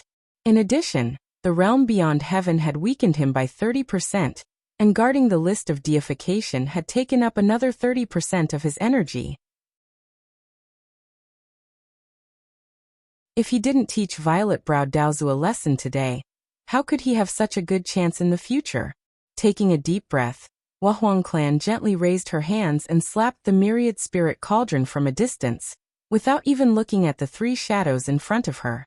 With a rumble, Wahuang clan cried out in a low voice, "Reincarnate for all eternity, cleanse your heart in the mortal world. Fellow Taoist, wake up now." In the infinite Maha-evil subduing formation, the former human emperor of Diyu, Qiongchan, who was resisting the immeasurable pressure of the formation with 6 saint emperors and many human emperors of Diyu, suddenly froze. The deafening rumble produced by the myriad spirit cauldron reverberated and rocked in his mind, while a beam of pale green light shot out from between his brows. A bizarre aura spread out from his body, enveloping the surroundings with an evil green poisonous light. Yingzheng, the other 5 saint emperors, and the dozens of human emperors of Diyu were safe and sound, but the golden Buddhist light that enveloped them from all directions was corroded and turned into black ashes. Qiongchan opened his eyes, in which were countless bizarre runes that looked like thousands of venomous bugs. Suddenly he snorted lightly and said, Brother Lao Ai, why did you bully me?" Green-browed Daozu, who was fighting fiercely with Ancestor Guang of the Holy Alliance, shuddered and turned to look at Qiongchan in horror. Lao Ai was the name of green-browed Daozu in the past in the chaos. However, after so many years, even he himself had almost forgotten the name. In the chaos, there was only one man who used to address him as Brother Lao Ai. He was the celestial fiend Gu, who brought a group of chaos fiend gods to explore a perilous relic in the chaos, but never returned. How could this be possible? Green-browed Daozu howled in horror, ignoring the sword thrust coming from Guangzhu's chest. How could the celestial fiend Gu, who had died a tragic death in the chaos, reincarnate into Qiongchan, one of the 24 founding emperors of Diyu? Guangzhu's sword, which looked like it was composed of a vast amount of scorching light, easily plunged into Daozu's chest. Green-browed Daozu coughed out a mouthful of blazing purple-gold blood, then shouted at Zimei Daozu with all his might, "Watch out, senior brother!" Qiongchan laughed evilly. With a sway of his body, he left the infinite Mahakasyapa formation. Pointing his finger, the myriad poisons and curses soul-dispersing bow in Wahuang clan's palm was already in his hand. The shadows transformed from the 3 arrows obediently returned to their original shape, and were knocked on the bowstring by Qiongchan. "You treacherous bastards who betrayed your brothers!" Qiongchan grinned hideously and said, "You really deserve to die. So many of our brothers were killed by you in that desperate situation, never to be reincarnated again. You all deserve to die." Once again, the 3 arrows transformed into green shadows and shot out. But this time, their target was Zimei Daozu, who was staring blankly at them. With a slight flicker, the 3 arrows had pierced deeply into Zimei Daozu's forehead, throat and heart.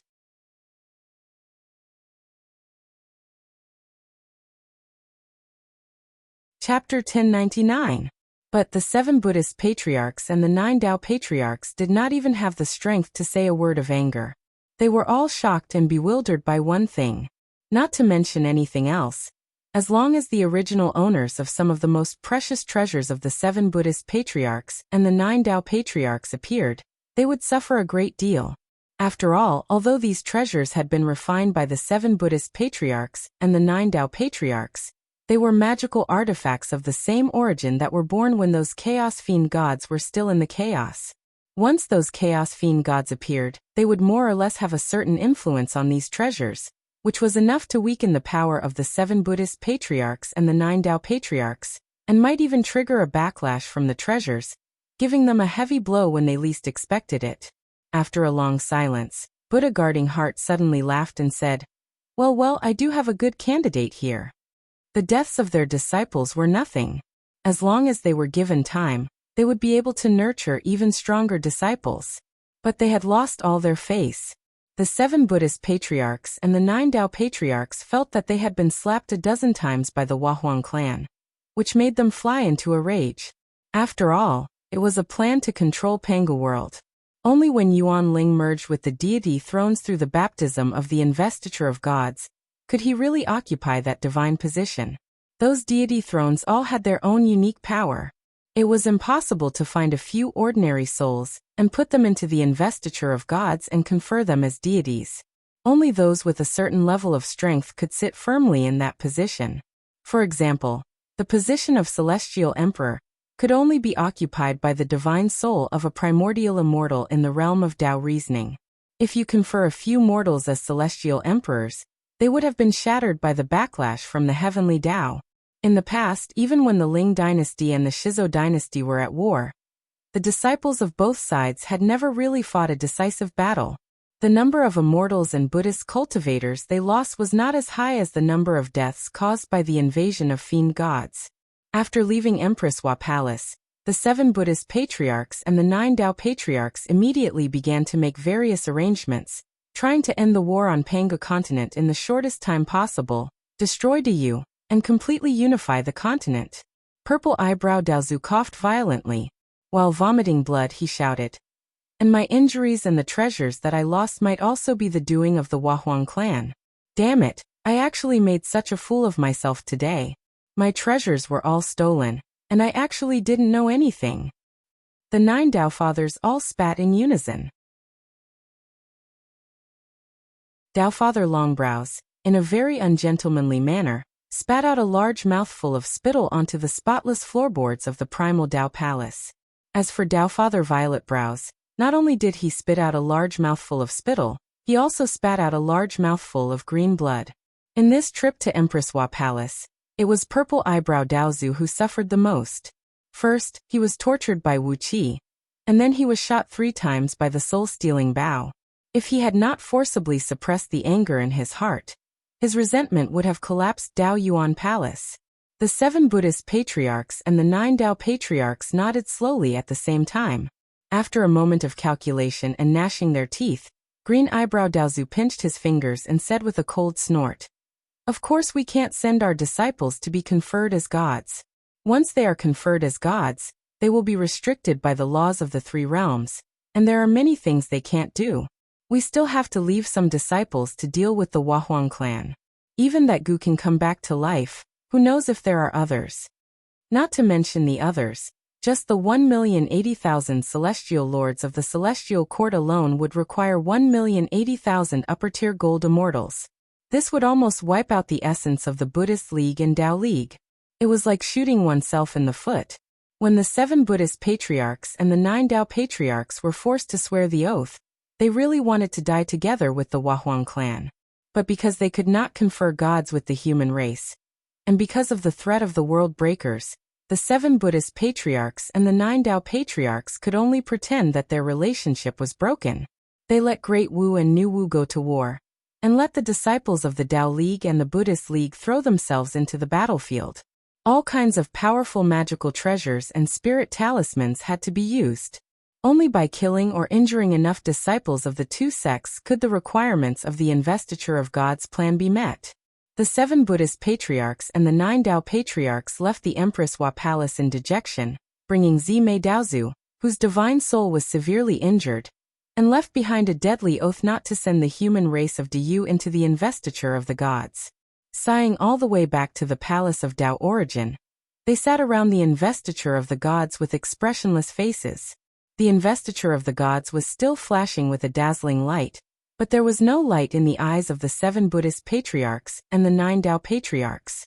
If they could not send the human race into the investiture of the gods, and if they could not confer the title of the gods of the 3 realms, the vast number of divine positions in the 3 realms of heaven, earth, and mortal had to be filled with the disciples of the Buddhist League and the Tao League.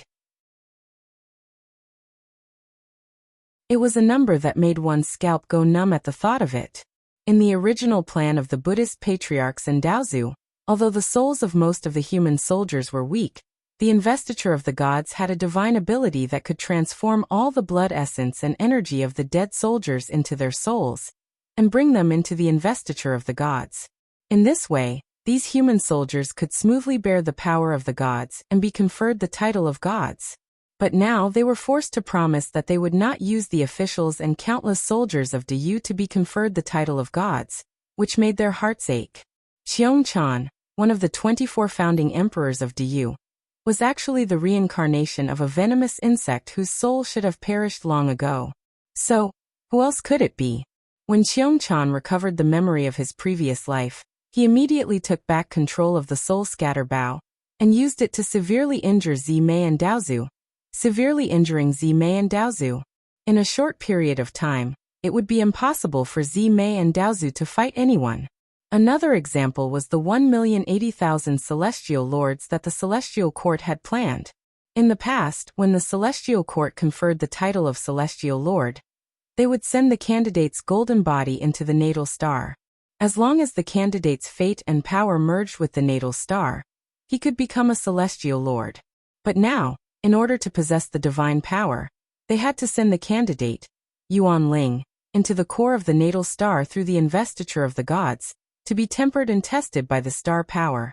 Buddhist patriarch and Daozu took a deep breath at the same time. Immediately, a few beams of light shot out of the palace of Tao Origin and quickly flew into Penghu continent. Tao League and Buddhist League only needed to occupy the divine thrones of the great emperor of the 3 realms, and the gods of the various clans. At the cost of less than 1,000 people, they would be able to completely control the divine power of the entire Penghu world, and then influence or even directly control the great Tao of Penghu world.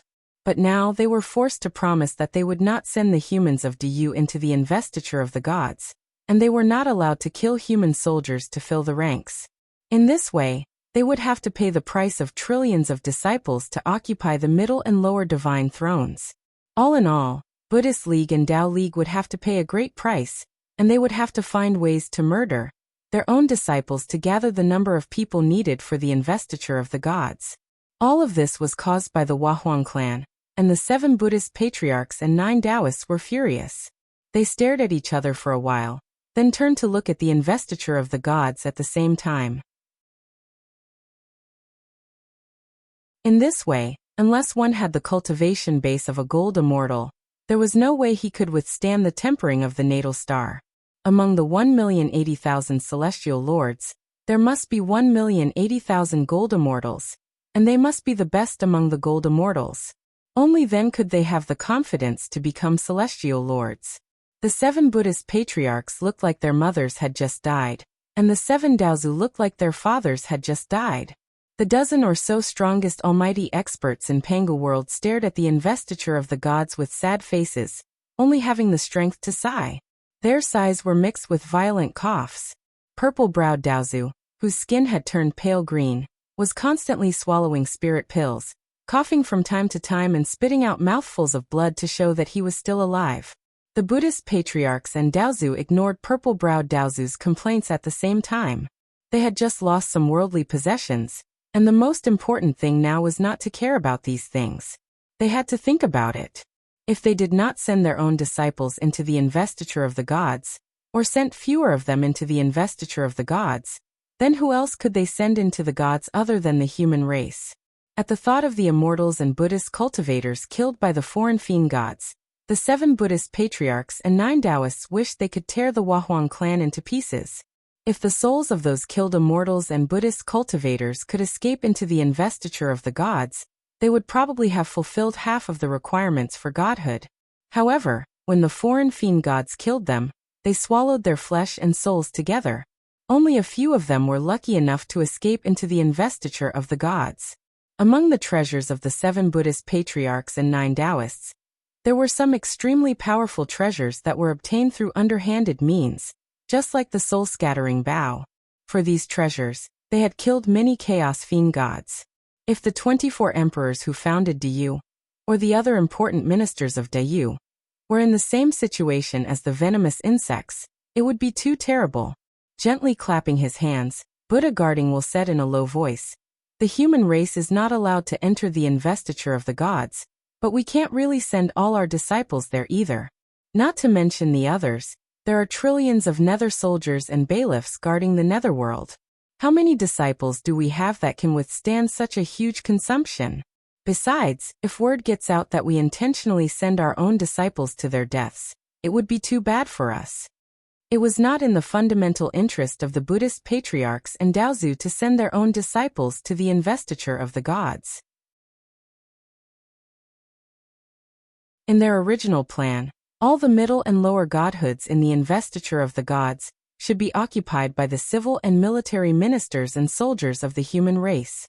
Dayu had a large number of bureaucrats and powerful clans, who had sufficient experience in administration and the ability to handle all kinds of affairs. They were the best candidates for the godhoods. The 9 Daozu gave Buddha Guarding Heart an angry look at the same time. The purple-browed Daozu was coughing blood, so he did not have the strength to quarrel with Buddha Guarding Heart. The Tao Patriarch's eyebrows, which were several feet long, fluttered violently as he snapped, "If the 7 of you hadn't gone back on your word and violated the covenant between us, with our plan, great you would have been destroyed long ago. Now that the conferment of the gods is over, how could today's incident happen?" Sitting in the palace of Tao Origin with a bitter face, the 7 Buddhist patriarchs and the 9 Tao patriarchs suddenly breathed out a long sigh and said, "I didn't expect that this Wahuang clan is full of tricks, and that we have suffered losses in her hands one after another. God knows what other tricks this cruel and merciless woman has up her sleeves." Daozu nodded slowly and said, that's good. Although their cultivation base is somewhat lacking, they are more than qualified to be nether soldiers and bailiffs. And the number is enough to fill at least half of the requirement of the gods.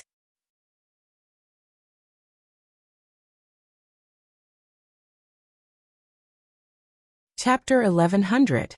At the border between Pangu world and chaotic world, Ninetails, whose body had expanded to over 10,000 feet long, was baring his fangs and brandishing his claws, threatening a group of fiend gods from outer domains who blocked their way.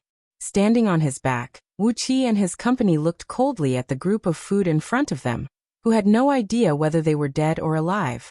They had goat heads, goat legs, and human bodies. The ones who blocked their way were goat-headed fiend gods whom Wuxia had seen before.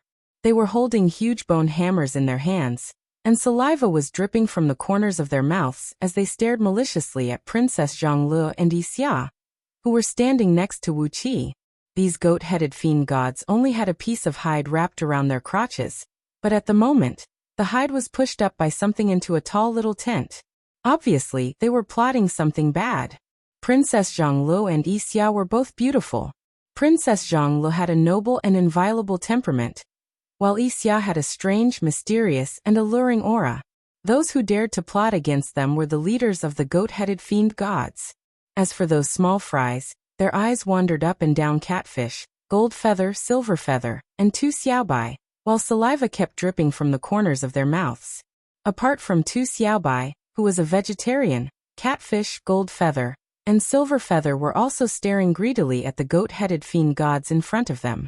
Ninetails was wagging his tail restlessly as he communicated with Wuxia with his divine will, asking him to give him at least half of the 3,000 goat-headed fiend gods in front of him. A month ago, Wuxia hurriedly left the human realm beyond heaven, and found Princess Zhonglu and the others. After keeping the group of immortals of the East Sea, who had helped them craft the items of virtue, Wuxia brought them straight to the chaotic world. Along the way, Princess Zhonglu and Wuxia worked together with Wuxia to suppress the treasures looted from Zimei and Daozu. When they were about to leave Pangu world, the goat-headed fiend gods suddenly rushed out and stopped them. They even threatened to eat Wuxia and the other men, while enjoying Princess Zhonglu and the other little beauties. Wuxia and his company did not make any response for the time it took to finish a pot of tea. The goat-headed celestial fiends thought that everyone was stunned by them. They let out strange laughter and slowly approached Wuxia and his company. Wuxia could not help but heave a long sigh. He cut off the divine will from Ninetails, Catfish, and the others, then spread his hands and said with a wry smile on his face, "They belong to whoever snatches them. Eat as much as you like." The fact that they did not respond after 10 minutes was because Wuxia was trying to mediate the food dispute between Ninetails and the others. Among the many fiend gods from outer heavenly realms, the flesh and blood of these goat-headed fiend gods tasted the most delicious, and contained a very strong life force, which was very attractive to Ninetails and the others. But a mere 3,000 goat-headed fiend gods could not satisfy the appetite of these big eaters. So they all asked Wuxia to eat a few more. Unable to mediate, Wuxia could only shake his head with a wry smile, and let these people do whatever they wanted. With Wuxia's permission, Catfish was the first to reveal her true form. She opened her huge mouth and swallowed more than 300 goat-headed fiend gods. Ninetails waved his long tail anxiously.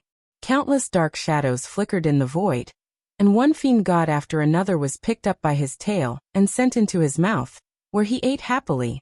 Gold horn, silver horn, gold feather, and silver feather struck out one after another, and the 3,000 goat-headed fiend gods disappeared in a flash.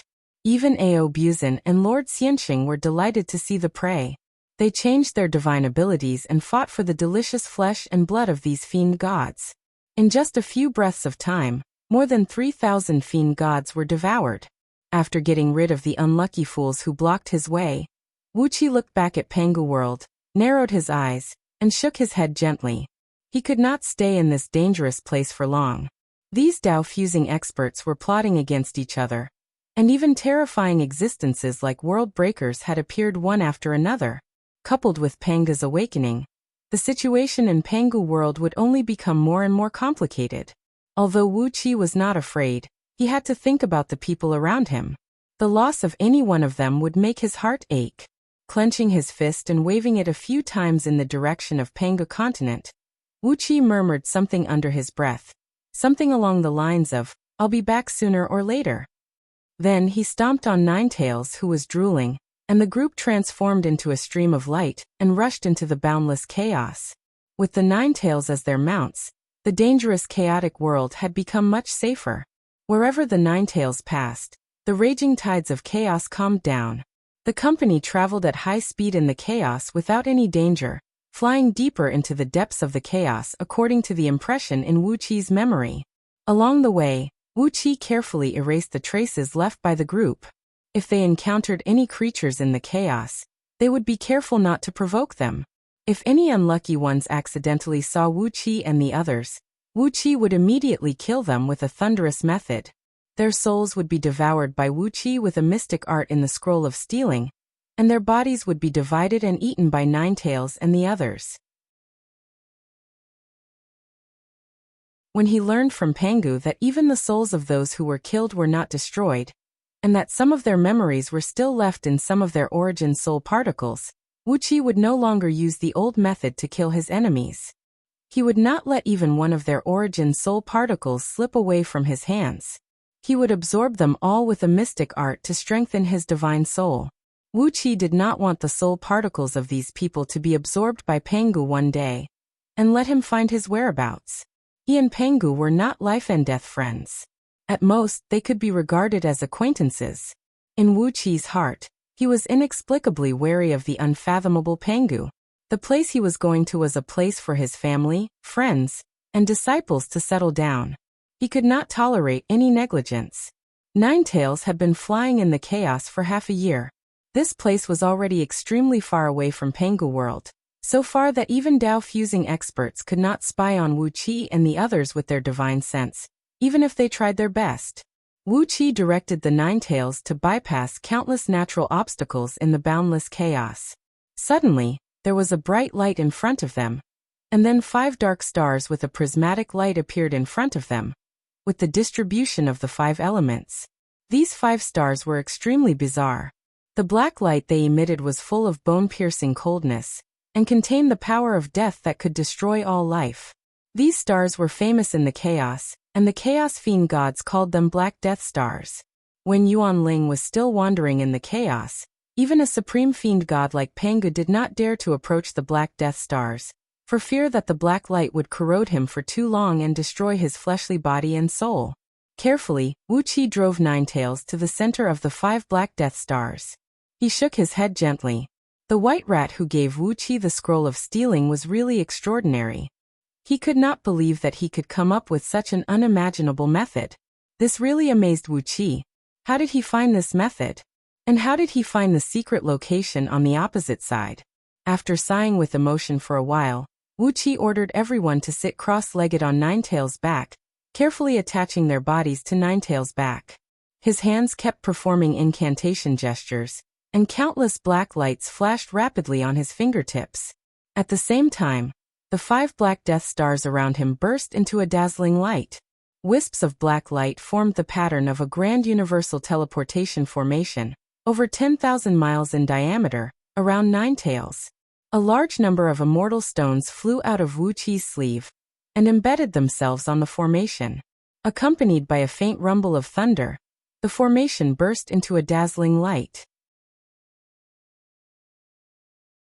The 5 Black Death Stars trembled at the same time, and a tremendous force came rolling over, shattering the void and teleporting Wuqi and his company away. After an unknown period of time, the eyes of Wuqi and his company lit up slightly, and a hazy, watery light came into their sight. It was a boundless, empty void.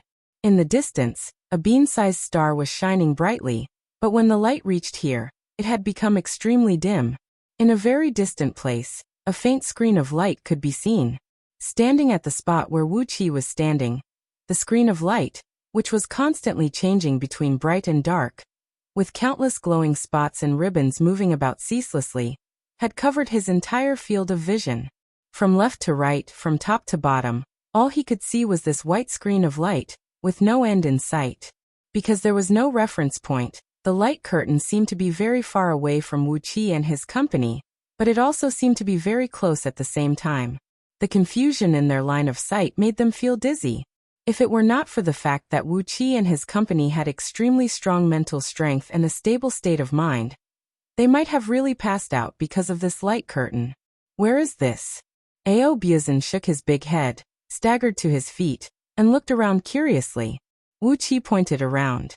In a place very far away from them, following the direction of the 5 elements, there were 5 extremely tiny light spots flashing, and they were right in the middle of these 5 light spots.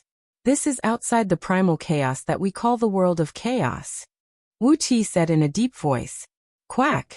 Audiobook let out a strange cry and exclaimed, outside the primal chaos? Are you kidding me? Wuxia nodded seriously, narrowed his eyes and said, the so-called primal chaos we call is just the ruins left behind by the destruction of the sacred realm.